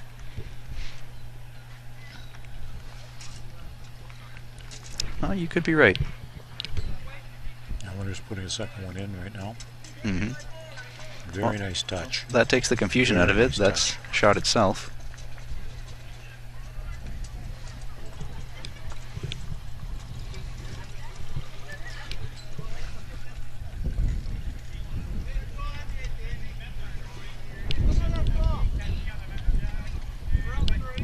Amanda's not very far off from this one either.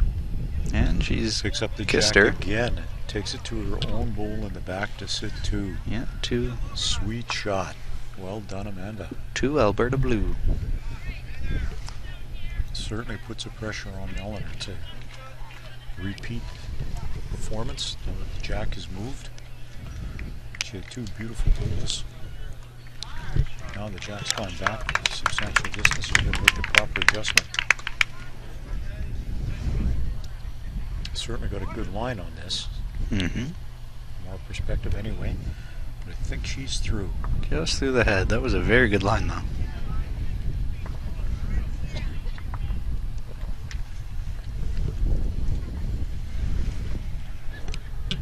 And they're gonna switch things up there.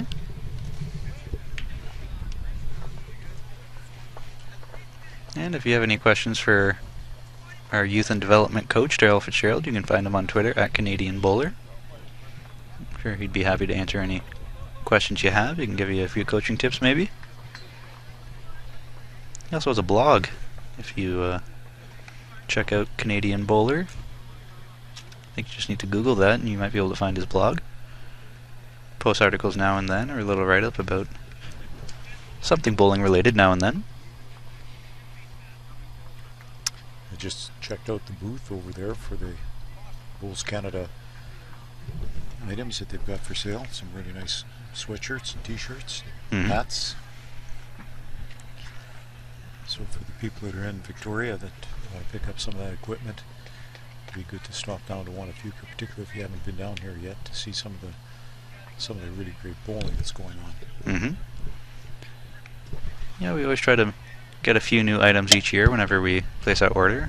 This year we've got a few new shirts. One of the sweaters is I don't even know, sort of a turquoise blue.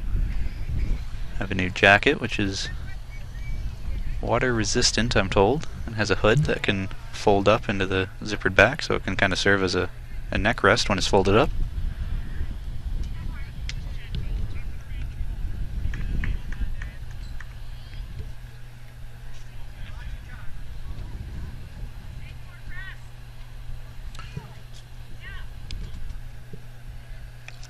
Jennifer's going after Amanda's bowl there. Yeah, fairly wide for that kind of weight. And Joy has a chance to see if she's got that weight. Opting with her forehand, as she does favor that side of the rink.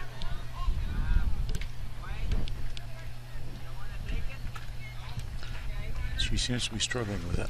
Mm-hmm. Line's not terrible, just the weight.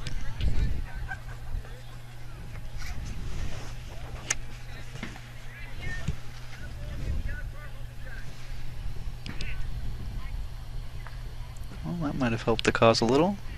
Maybe not.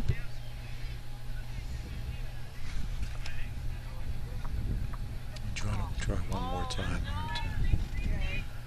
to see if she can get into the second shot. I don't know if she has the legs there to get in. Yeah, she's done it. Just. Nice adjustment.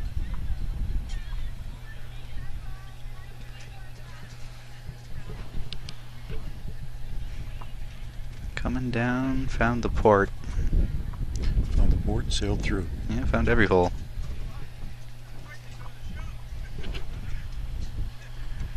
So that's everything. Amanda's pointing at which bowl is New Brunswick closest. Might want to measure and go around. Taking out one Alberta shot for sure.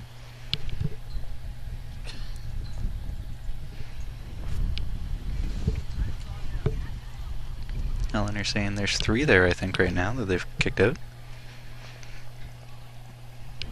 It's quite a long measure there for to see who's sitting 4. Mm-hmm.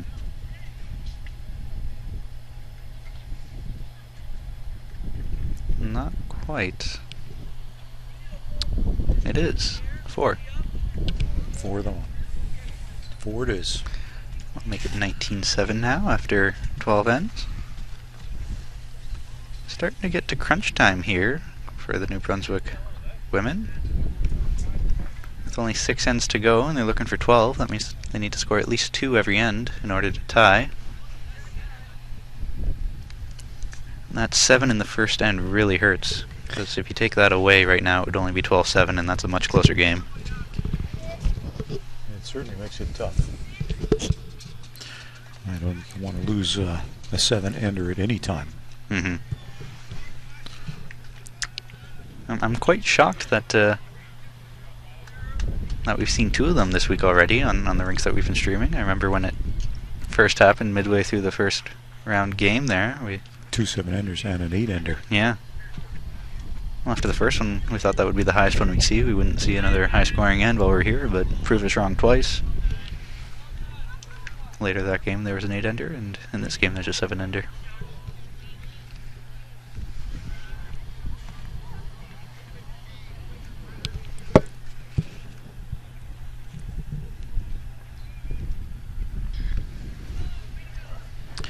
Amanda Berg starting out again with a strong bowl. She's very seldom short. Mm-hmm.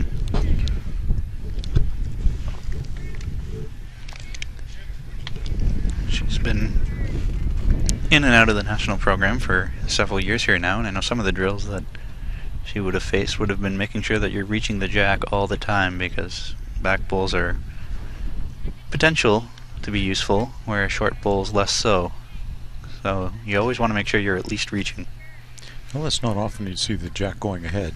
Not often. It does happen, though. Does happen. Told the story to Daryl when we were streaming during the juniors, but 7 years ago in London for the under-25s, Cody was playing against Mike Patulli, and Mike's here today playing in the pairs. They were in a good singles match, but back then there were 3 spots for the respot. There was one in the middle, and then one to the left, one to the right. And someone drove to the jack, I think Mike did, got it, rebounded off a bowl, and came so far up the rink that it was too short. It was only, I think, 12 feet from the mat, so they didn't really know what to do in that situation. So they had to call an umpire, and the umpires had to have a long discussion, because is it a dead end, do you replay it, or do you put it on one of the respot marks? And their consensus was they put it back at the middle respot mark, which was kind of an interesting turn in that end based on how the jack had been at the hog line and then rebounded forward, and then now to put it back at the 2-meter mark. I don't think there's a rule in the book that addresses that situation. No, there definitely is not, so that was sort of a umpire decision there, what to do. And I've definitely never seen that since, where a jack rebounds so far forwards that it's dead. It's not legal. Well, Eleanor has certainly been dominant on this end. Mm-hmm. Where the man has got 3 back bowls. And that's pretty consistent bowling there from Eleanor. Her last bowl she locked on, and her second bowl here, look at this. Look at this. 2 right onto the jack. Just excellent bowling from Eleanor there. She heard it was crunch time. As I said not too long ago, they need 2 every end for the rest of the game just to tie. And so she said, you know what, I'm going to put 2 right on. And she has. Now can Amanda make this right adjustment under the pressure? It's not a very big target to hit, and I think she's wide again. Much better weight, though. Much better weight.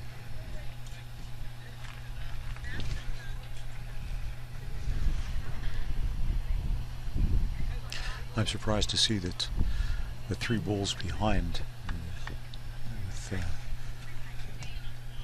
You would have thought that at least one of those ones in the back would have been closer to the jack from Amanda, because she's such a steady bowler. That's a beautiful bowl there from excellent bowl from Eleanor. Really came alive here this end. We do have a cluster of 3 Alberta bowls sitting in the back, though, which is a little ominous. If the New Brunswick bowl gets hit and it touches a jack, it could change the tide pretty quickly.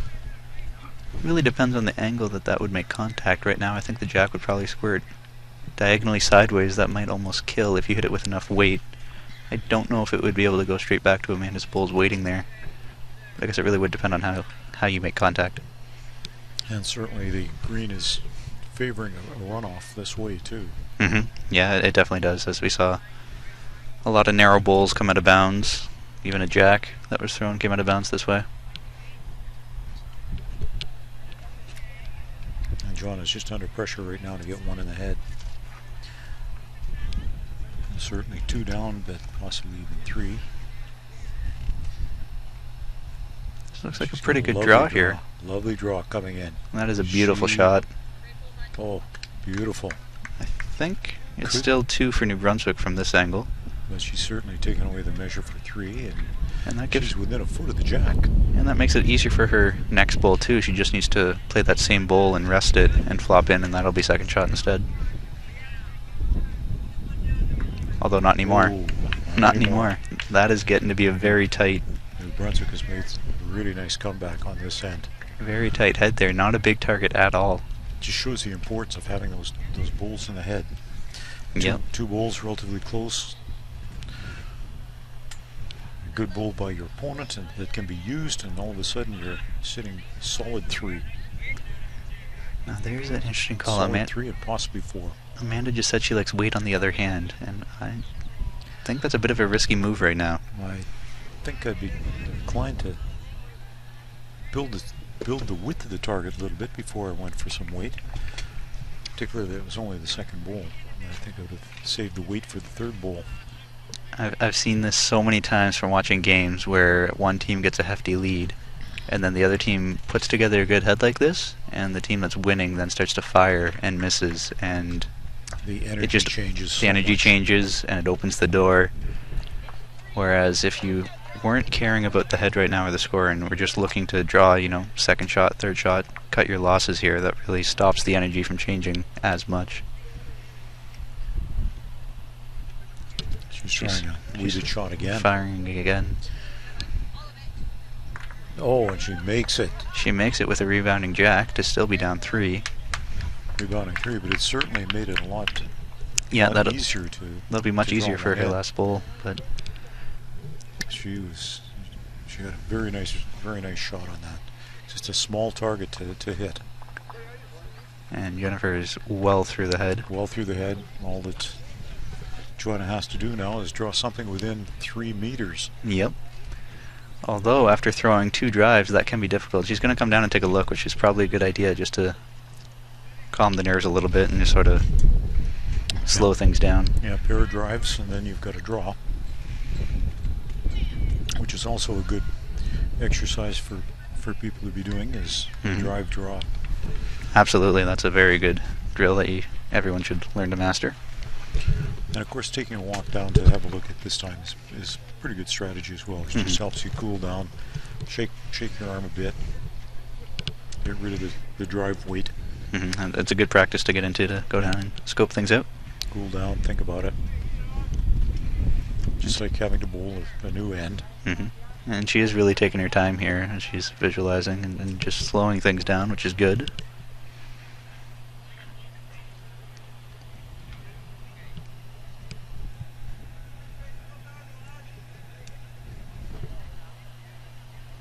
And New Brunswick will have one more bowl after this, though. So now, that's probably a pretty good placement off to the side there. I think that's excellent. Yeah, that shot. It leaves enough of a gap that it's not near the jack, doesn't make too big of a target, as I wouldn't be surprised if Jennifer throws some weight at that to try to pick that. If you Probably just less than a meter back. If you can pick that bull, she'd be lying 3-4 if she stays, and she has struggled with her draw weight. Exactly what you...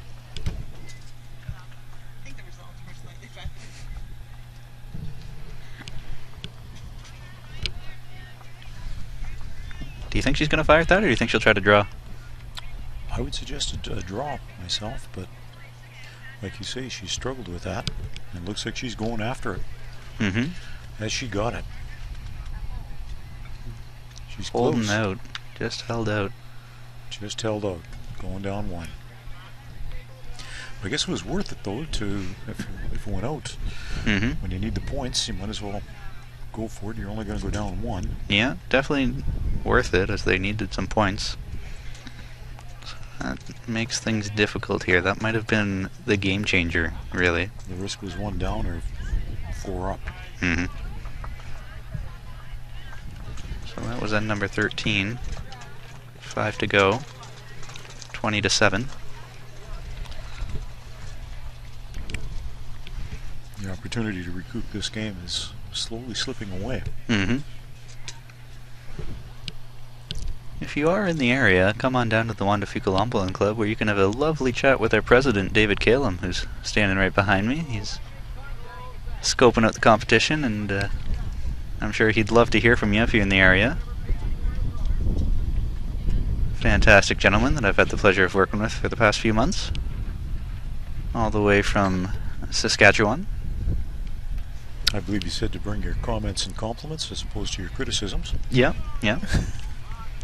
Constructive feedback is always better than negativity. Well, you know, there's an adage that it takes a genius to create, but any idiot with 2 eyes and a carnal mind is qualified as a critic.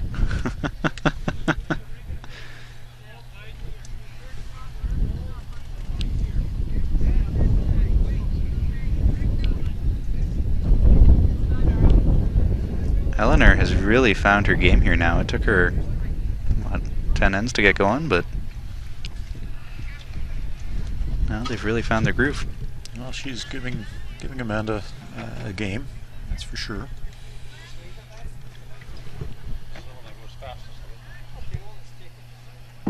But Joanna's draw has been so good.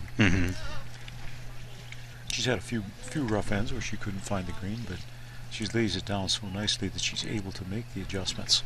It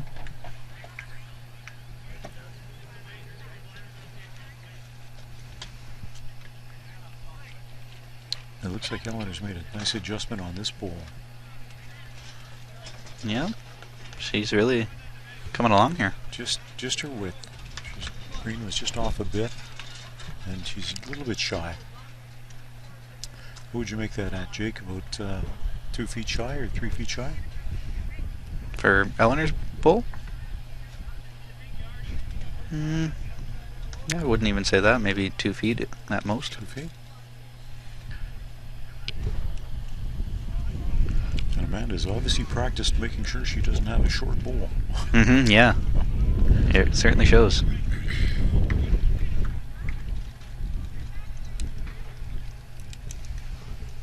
Eleanor's got to make a good correction on this bowl here. Coming inside of her last bowl, right And she's in the back. She's quite a bit deeper. She's holding 3 right now, though. Amanda's really got to make this last bowl of hers count. Lots of bowls to come. Mm-hmm.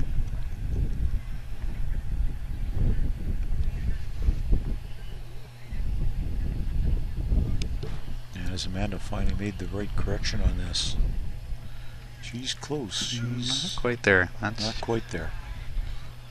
a couple of yards short. She was not happy with that bowl. Mm-hmm.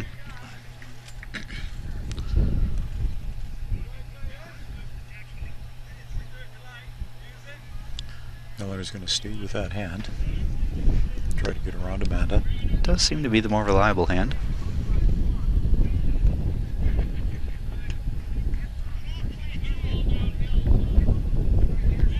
That's a beautiful bowl there. It's a nice bowl. Fairly Goes short, up to- but still in the count. That's at least 2, maybe 3 or 4 for New Brunswick right there. Looks like it could be 4 to 5 feet to the closest bowl. I think it's... Yeah, probably a good 4 feet to the near shot. The wind is making it a lot more challenging than you'd first think. The variation in the speed of the green, variation in the pace, a little bit of crosswind, variable wind. So your adjustments are not, you can't count on them.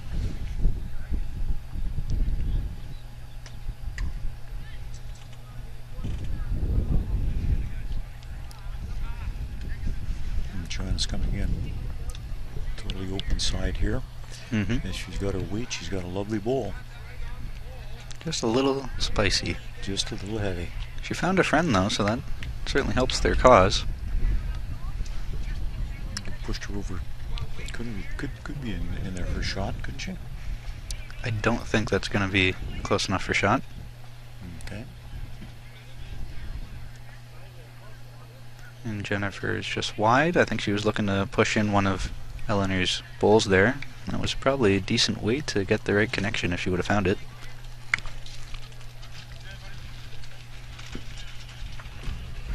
And Joanna's going to try dropping it again with just making a little bit of correction on her weight, which she could have done by this. Looks from where we're sitting. Well, looks pretty short. Pretty short. Long way short. Very much of an over-adjustment.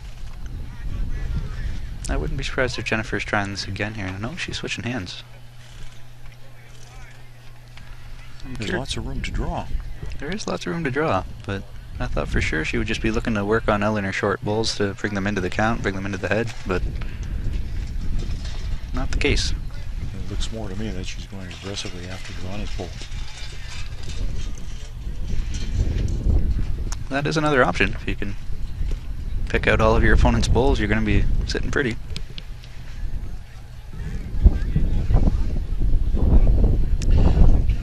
This third time. That's a pretty good line, I think. Is she there? And her weight is Yep, that's excellent. number 1. That's number 1. Now, I don't think Jennifer really needs to change much from her last. She switched hands again, though, so that's interesting. Maybe she sees it better from this hand? Not sure. It certainly has put Alberta into the dominant position again. Mm-hmm. Definitely need another one in the head here, though. That bull could be picked. So just throwing one at the correct weight, see if she can throw the second one in now. Yeah, we'll see if she can be consistent. I think her weight would have been okay if she would have got by that. Yeah. The pole was just planted in her eye. So Jennifer's sticking with that same hand that she used for her last bowl. She's adjusted her weight a bit. Changed the line quite a bit. And sailed through. So that should be 1 for Alberta, I believe. Yeah, Amanda's just saying 1, yep. That'll make it 21-7. 4 ends to go. We'll see if we can look around the green and give you a few updated scores. Okay, Alberta A against New Brunswick at 18-10, coming home. On the men's pairs. And Quebec's up 10-9, men's pairs, playing their 15th. that's against the Petuli brothers. And over on Brink 3, BCB against, who is that? That is Ontario. I think that's Ontario, Ontario? A. At 14-9 on the 13th end, playing 14 at this point. Can't quite make out too many of the scoreboards. As fours, there's always people standing in front. 14-6 Saskatchewan over Quebec in women's fours. Yeah. Playing 13. I see 8-16 on the 13th end. Nova And Scotia's Jason Green for Nova Scotia over Ontario Ontario. B in the women's fours. I think the ladies' fours are doing quite well for Nova Scotia. Mm-hmm. They've won all of their games so far. Well, that is a strong team, the Foster clan. And on green 6, we have 12-6 for BCA over Manitoba, I think. Yeah, I think you're right on that. And that'll be in ladies' pairs.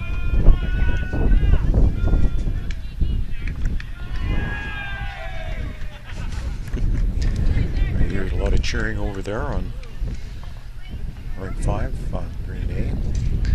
Yeah, I think Dave Hootby just made a pretty big shot for the Ontario lads. There's a good ball there.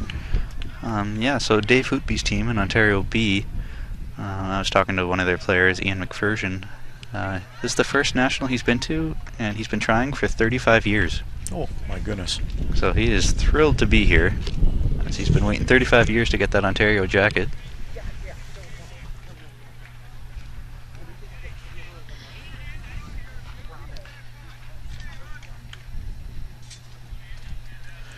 Amanda's got her weight down finally here. Mm-hmm. It's still not enough to get shot, but she's at least into the head.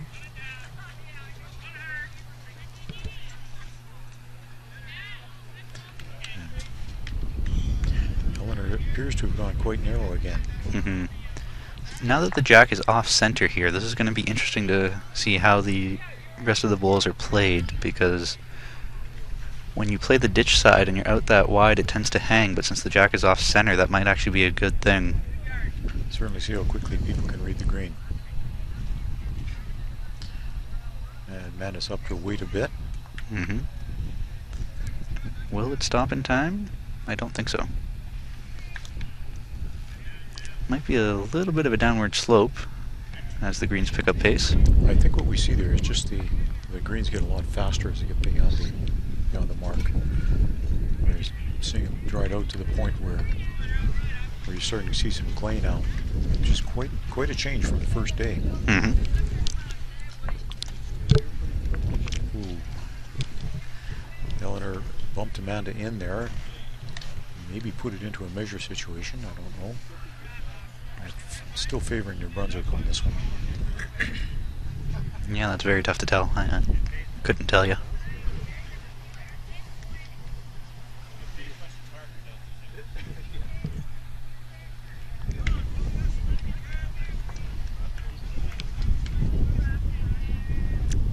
If you want to figure out the streaming schedule, we'll be doing A1 and A7, I guess other way around, A7 in the morning, A1 in the afternoon, for the rest of the week most likely, so you can figure out who's on A7 in the morning and who's on A1 in the afternoon, and that'll tell you who we're going to be streaming. I believe Sarah Moss, our communications coordinator, sent out a blurb with the streaming schedule earlier this week.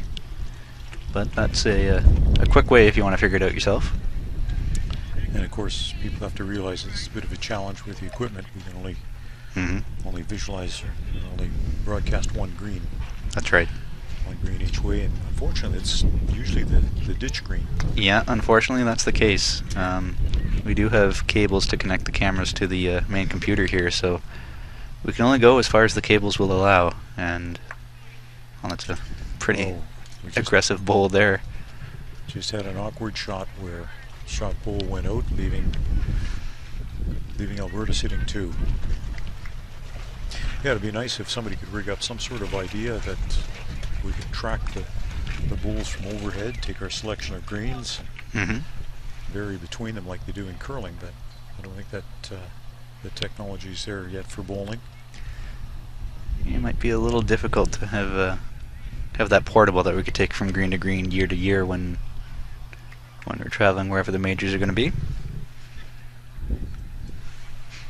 Jennifer's coming down with a little bit of weight again, hoping to make contact with Amanda's 2 Alberta bowls. And Joanna's going to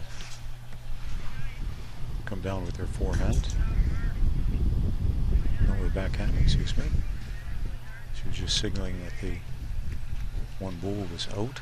She's going to try drawing on her backhand. And I don't think she has the legs for that. That was probably a very good line, but had it been up here, it would have started to break. It would have broken right down onto the jack, but she didn't have the weight on it.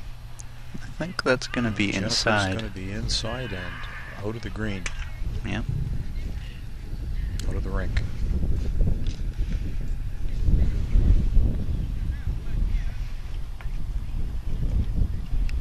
Certainly gives Joanna an opportunity to make an adjustment to get her weight. She knows the green. Safe coming in on that side. She just has to get by and onto Amanda's bowls in the back. Or make contact with that shot. I don't know if that's enough to bring her into the count. It might be. Don't think so. My eye tells me that it's over just a little too far. And Jennifer is coming down again with the effort to try to take something out, but she's again down. So that'll be at least 2 for Alberta, I believe. Although I could be wrong. That New Brunswick bowl is a more direct line. It's 1 anyway, I believe, as a minimum.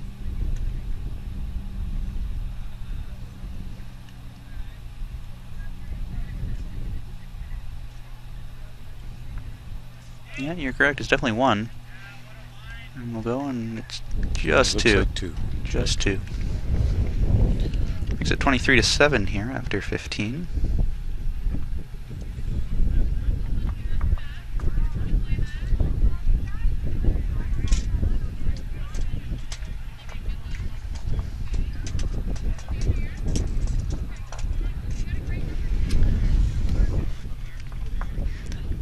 Not a whole lot has changed score-wise since we last updated you.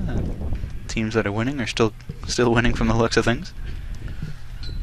The game on green 1 is wrapped up on green 1D.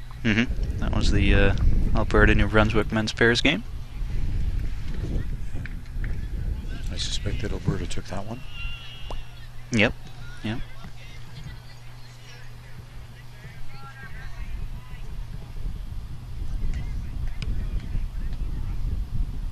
Amanda throws a jack just a little bit longer than what she's been doing. The bowls have been typically a little bit through, so perhaps she'll be right on the jack with this one.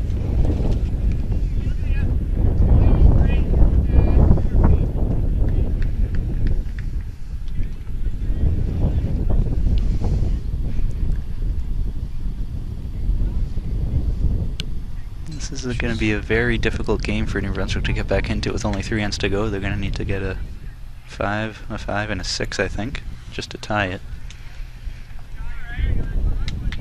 Which has almost put in this game out of reach. And the way Amanda and Joanna have been bowling, I don't think that's going to be in the cards.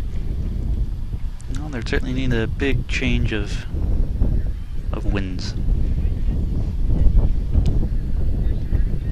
That wind is picked up again. It's a tailwind going this way for the girls.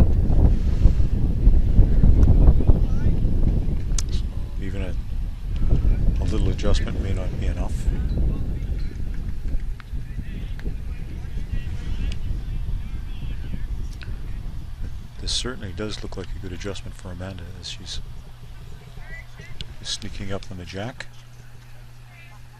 Certainly direction of correction was good. Might have been just a bit too much.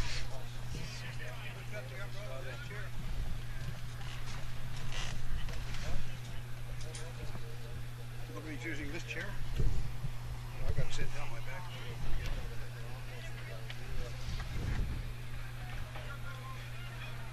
So it looks like Saskatchewan has picked up on... On Quebec, they're 11-10 in the men's pairs. Yeah, looks like it. 11-10 over Quebec. Just snuck ahead.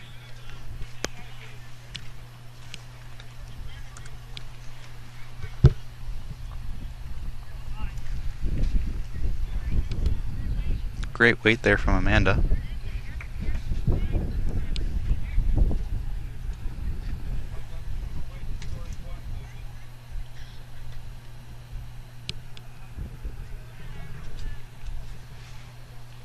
At long last, our internet connection has finally picked up pace.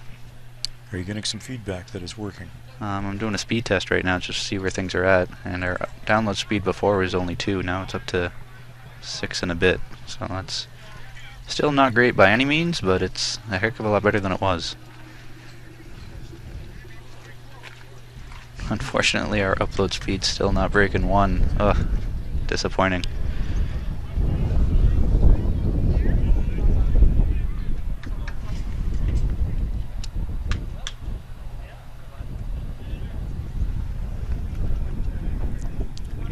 Big thanks to George Cubas and his umpire crew for officiating throughout the week. George is incredibly active here in BC as he officiates at, I think, most of the provincial playdowns, if I'm not mistaken. He's been at every one of them.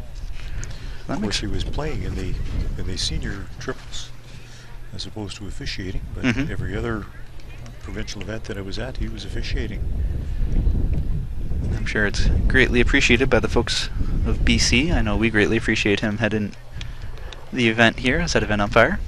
He's certainly taken a solid stand on clothing on the green too, as we've seen a little bit of slippage in terms of the professionality of how many of the teams have been coming forward. And he's lectured us quite strongly on what we should be wearing. I do know that there is a I believe some sort of a policy in place where if you're going to be competing at a national championship from BC, you have to be wearing a BC shirt. That's right. Or something like that, which is on a provincial level, you should certainly have to be into team colors. If you're in a team sport, everybody's got matching uniforms and no T-shirts. Shirts have to have collars. Also on the dress for the ladies.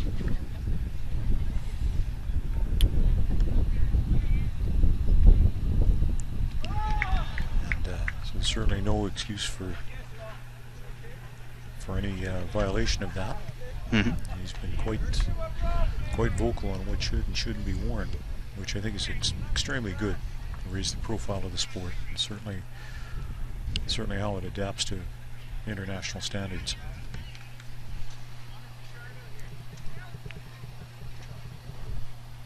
I know he's been an absolute pleasure to work with, as I always work with him about getting umpire shirts for the folks out here in BC who are officiating, but on top of that, working with him this year to make sure that BC has everything they need for this event, whether that's, an umpire kit or bowls of decals and scorecards or whatnot. But he's been incredibly efficient and an absolute gem to work with leading up to this event.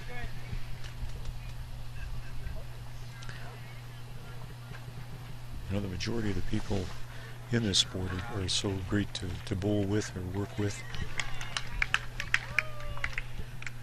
And we see that John is just throwing a lovely bowl. Amanda was very happy with that. It looks like they needed it at this point. Jennifer is going after it, and she gets it. Unfortunately for New Brunswick, it broke away their 2 bowls in the back. But New Brunswick may have come out of that with shot.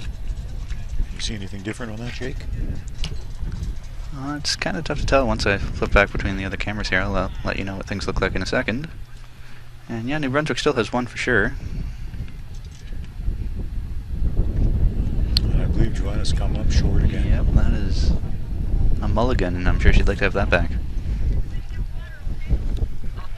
Just got a message from John Seitman, enthusiastic bowler from Nova Scotia, saying, "Great job on the broadcast again, guys. Glad to hear that we'll have a bunch of Nova Scotian talent on streaming for the rest of the majors." So I guess that means he checked out the schedule for A7 and A1 for the rest of the week, and I guess there must be a few Nova Scotia teams that will be broadcasting. Oh, terrific. I myself haven't actually had a chance to figure that out yet, so I actually have no idea who we're going to be streaming for the rest of the week. I'm going to have to take a look at that when I have some downtime, which hard to come by this week. There's been a lot going on. Just shows the advantage of staying on top of the technology. Mm-hmm. Come on, that way it's good. We'll do some planning. So we can get the opportunity to see his group in action. Mm-hmm. Well, that's much better weight there from Joanna, but just inside.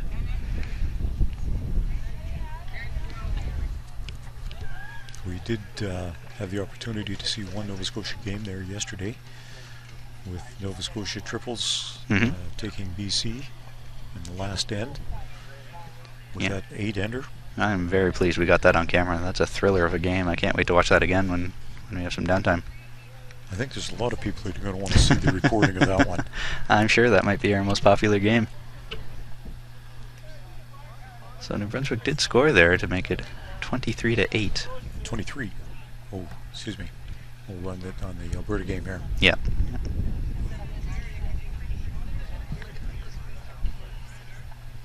23. Mm-hmm. It is 23-8. Up and back. Still theoretically possible for New Brunswick to win this game if they get 2 perfect ends. 2 ends left. I think it's beyond a long shot. Definitely wouldn't be difficult. I'm not sure if I've ever heard of a game where there were back-to-back perfect ends taken. I did see a game where there was a 6-ender, followed by a 5-ender, followed by a 6-ender. Well, that's a high-scoring affair. 17 points in 3 consecutive ends. Certainly demoralizes the competition. Mm-hmm. 7 or 8 years ago, I was playing in a tournament down in Windsor, Ontario. First time I'd ever been down there. I was playing with my dad, and we got on 2 really tricky greens and came out on the losing end. So the third game, they put us on what I thought was their best green there. And after going 2 losses, we were up against a rather fresh team. So we took a 8, a 7, 7 and a 6 to start the game, which put us over the max. The way tournaments go in Ontario, you're allowed 1.5 points per end. So if you're playing a 12-end game, the most points you can get is 18. 10-end game, the most is 15. So we maxed out after the first 4 ends and didn't really know what to do for the rest of the game because we still had another 8 ends to play. So let me get this right. You had an 8, a 7, a 7, and a 6. Yep. And that was the first 4 ends to the game, and it made for a pretty dull rest of the game because we didn't want to continually to keep pounding in this new team. But it's about that point in time you turn to your opponent and say, "Would you like to concede?" Yeah, yeah.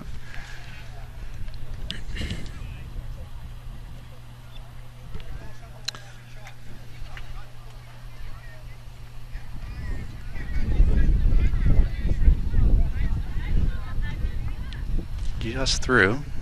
Wondering if she's starting to build a bit of a pocket there to maybe drag the jack back to later to try to score some points and make a bit better of a plus-minus.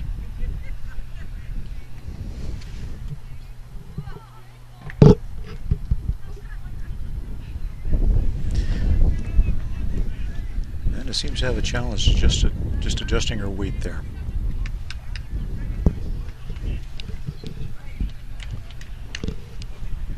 She's just such a steady bowler. She throws it down with confidence.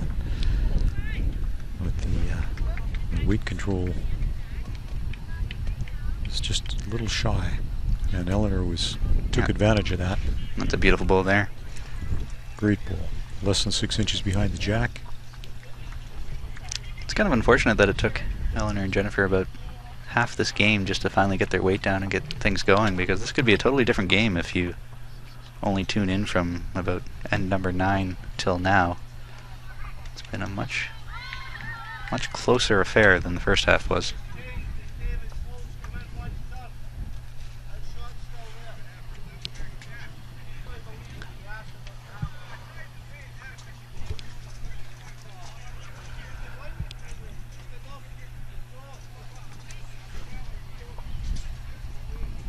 This looks like a pretty good bull here coming in again from Eleanor. Another really good bull. She's Look at really coming that. along. 2 bulls. She's certainly Found her weight here now. finding her weight.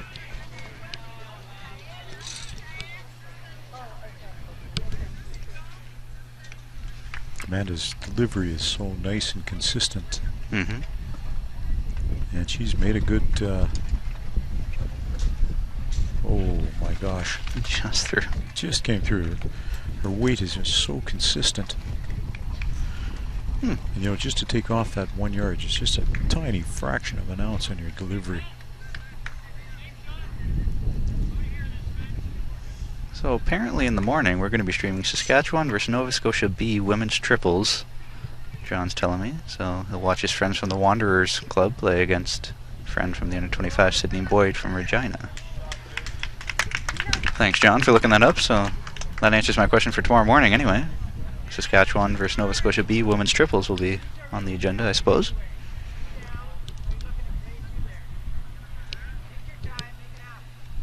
And if that's John Siteman, you say? Mm-hmm. I was talking with young Ozzy Chambers. And he spoke very highly of John. Said he had a great time with him. Excellent, excellent. Yeah, John's probably the most enthusiastic bowler I've ever met. He has a great memory for specific details about games. Well, let him know that Ozzy Chambers said hi. He's listening in right now, so I'm sure he'd be saying hi back to Ozzy if he could.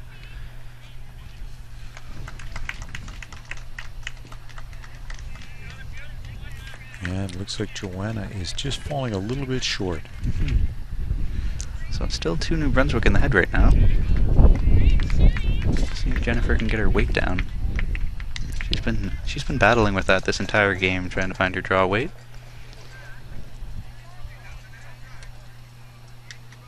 Ooh, I don't think she wanted to do that. No, that I might. don't think it's changed it. It might have taken second shot out of the mix, but Yeah, that's tough to tell about it's second tough to shot tell from from here. where we're at. I think it might actually be second shot the more I look at it. And Joanna, I think, is sailing through. Yeah, just outside. Not really sailing, but certainly into where Amanda has been in her rolls. Interesting to see how the back bowls are lining up here. It's almost like a perfect row of New Brunswick and then a perfect row of Alberta there. You have to be very careful if you're bringing the jack back at all. Yeah, looks to me like the jack was thrown about a meter and a half short. You've played those ends, I'm sure. Oh, absolutely. Absolutely. Who threw that jack there?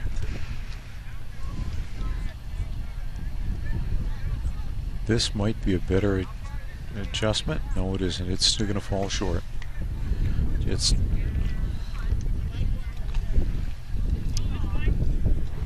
So John's saying thanks, Ivo. Ozzy played really well at the juniors here in Dartmouth. We were happy to have him here. Tell him hi and good luck. excellent. Excellent.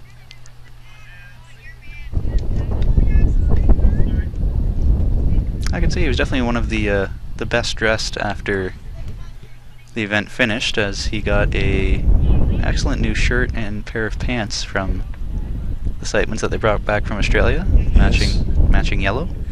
And in actual fact, he even picked up a nice Breakers shirt for me, Oh, there you go. which is really thoughtful. So for any of you juniors out there that have got a coach that you've appreciated, pick them up a nice Breakers t-shirt along the way.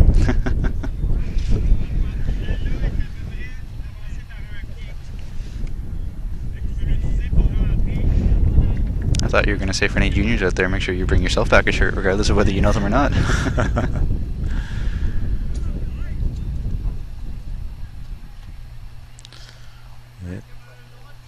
My gosh, it was almost.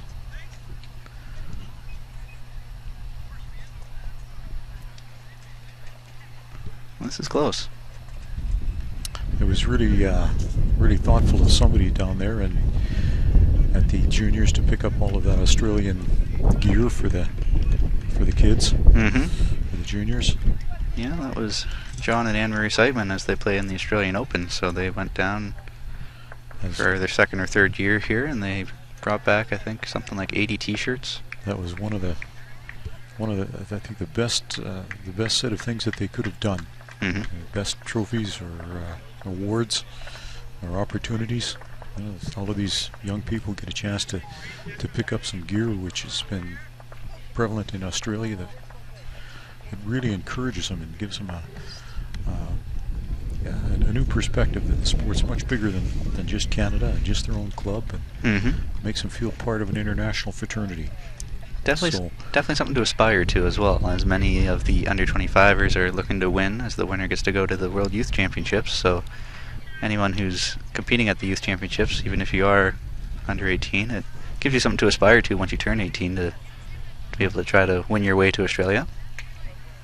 You know, when the competitors get an opportunity to pick up some of that gear, it helps them visualize that goal of competing in that international level. I think that was one of the most creative things that a person could do. So thank you for John Seidman for that.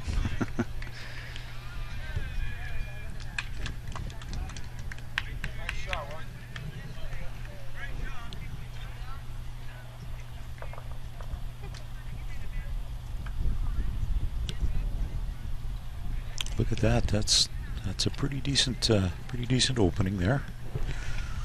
Yeah, coming up a yard and a bit short, but pretty good line.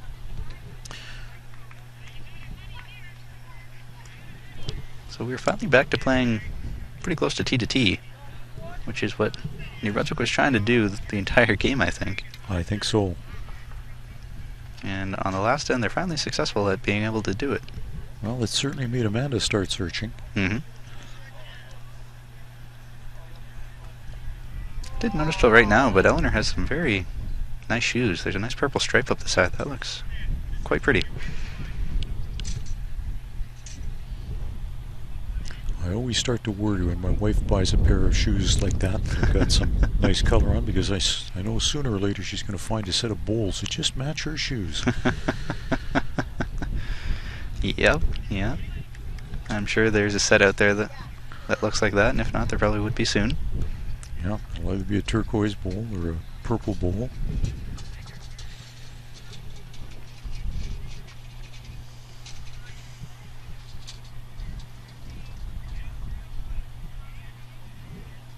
And Amanda's come short again. Shorter. We have short and we have shorter. As we have this hesitation about adding too much, getting it in the ditch, and all of a sudden you think, I don't want to be that long. Can really get in your head. Then you come up short. Especially after playing relatively short for a good portion of the game. They brought the mat up and played, mid-length, maybe a bit shorter. And Eleanor is consistently just that a little bit longer. Still not quite up to jack level, but no. This is going to be quite the minefield for the skips when they get up to the mat. I think Amanda is going to just do a retake on this, change her hand. No problem coming in against shot bowl. It's shot anyway. Exactly. And I think if she gets around it, she's going to have a good bowl here. Did she there? Get around it? She did. Just did. Look at that. That's number one.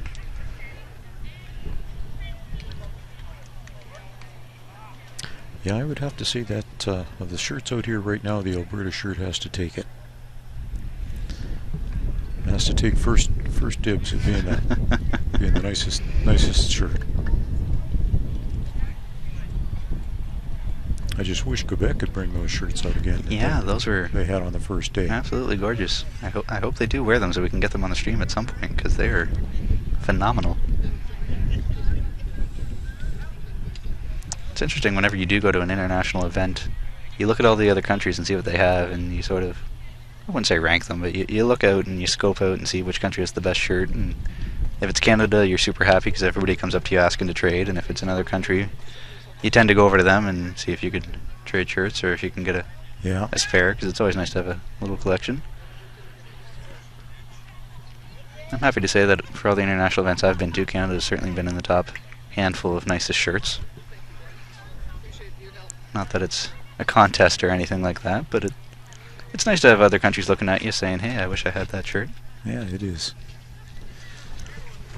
We had one of our curling coaches return from a large international tournament with with a tremendous jacket from Russia.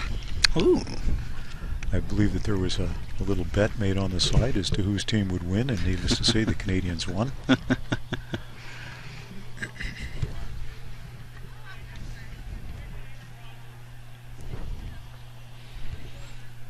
What shocked me was it wasn't the Canadians who instigated the bet; it was the Russians. Ah, that's interesting. When I was at Tiger Bowls, we played against Macau, and I actually had the pleasure of playing against the guy who makes their shirts. And so we put a little friendly wager on ourselves. Winner gets the other shirt, so we did a nice little swaparoo. But unfortunately, Macau team is relatively small compared to us, so he was maybe 4'8".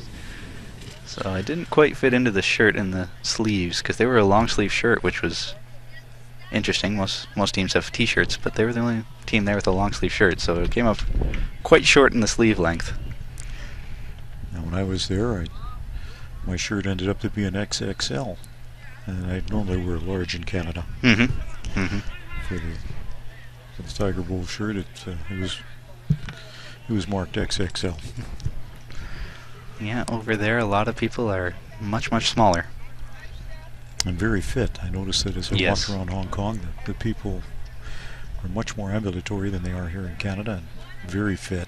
Mm-hmm. I saw very few people that were at all overweight.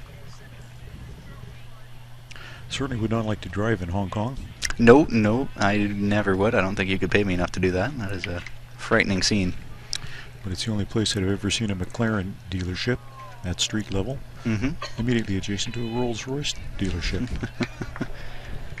Something special, that's for sure. Not every day you're going to see that. We still have Joanna struggling with her weight and her line, even this late in the game. That her last bowl was actually out. Which you would have to think you got to be pretty happy with that, knowing that if you're going to struggle and you're struggling in this game and you're still going to come away with a win, that's probably a good time to be struggling, and hopefully you can learn and improve from it going forward. Well, that's it. The game's over. And that is it. That's the last bowl, so it looks like there's a couple there for Alberta as they shake hands. Yeah, 2. So that'll make it 25-10 final score, Alberta over New Brunswick. And that'll also do it for us here. So we will pick back up tomorrow morning at, I believe, 9 a.m. And if John Siteman is correct, that'll be a Saskatchewan versus Nova Scotia B women's triples match. So tune in tomorrow morning at 9 a.m. Victoria time. Thanks for commentating with me again, Ivo. Man, it was just great. Just really enjoy doing it.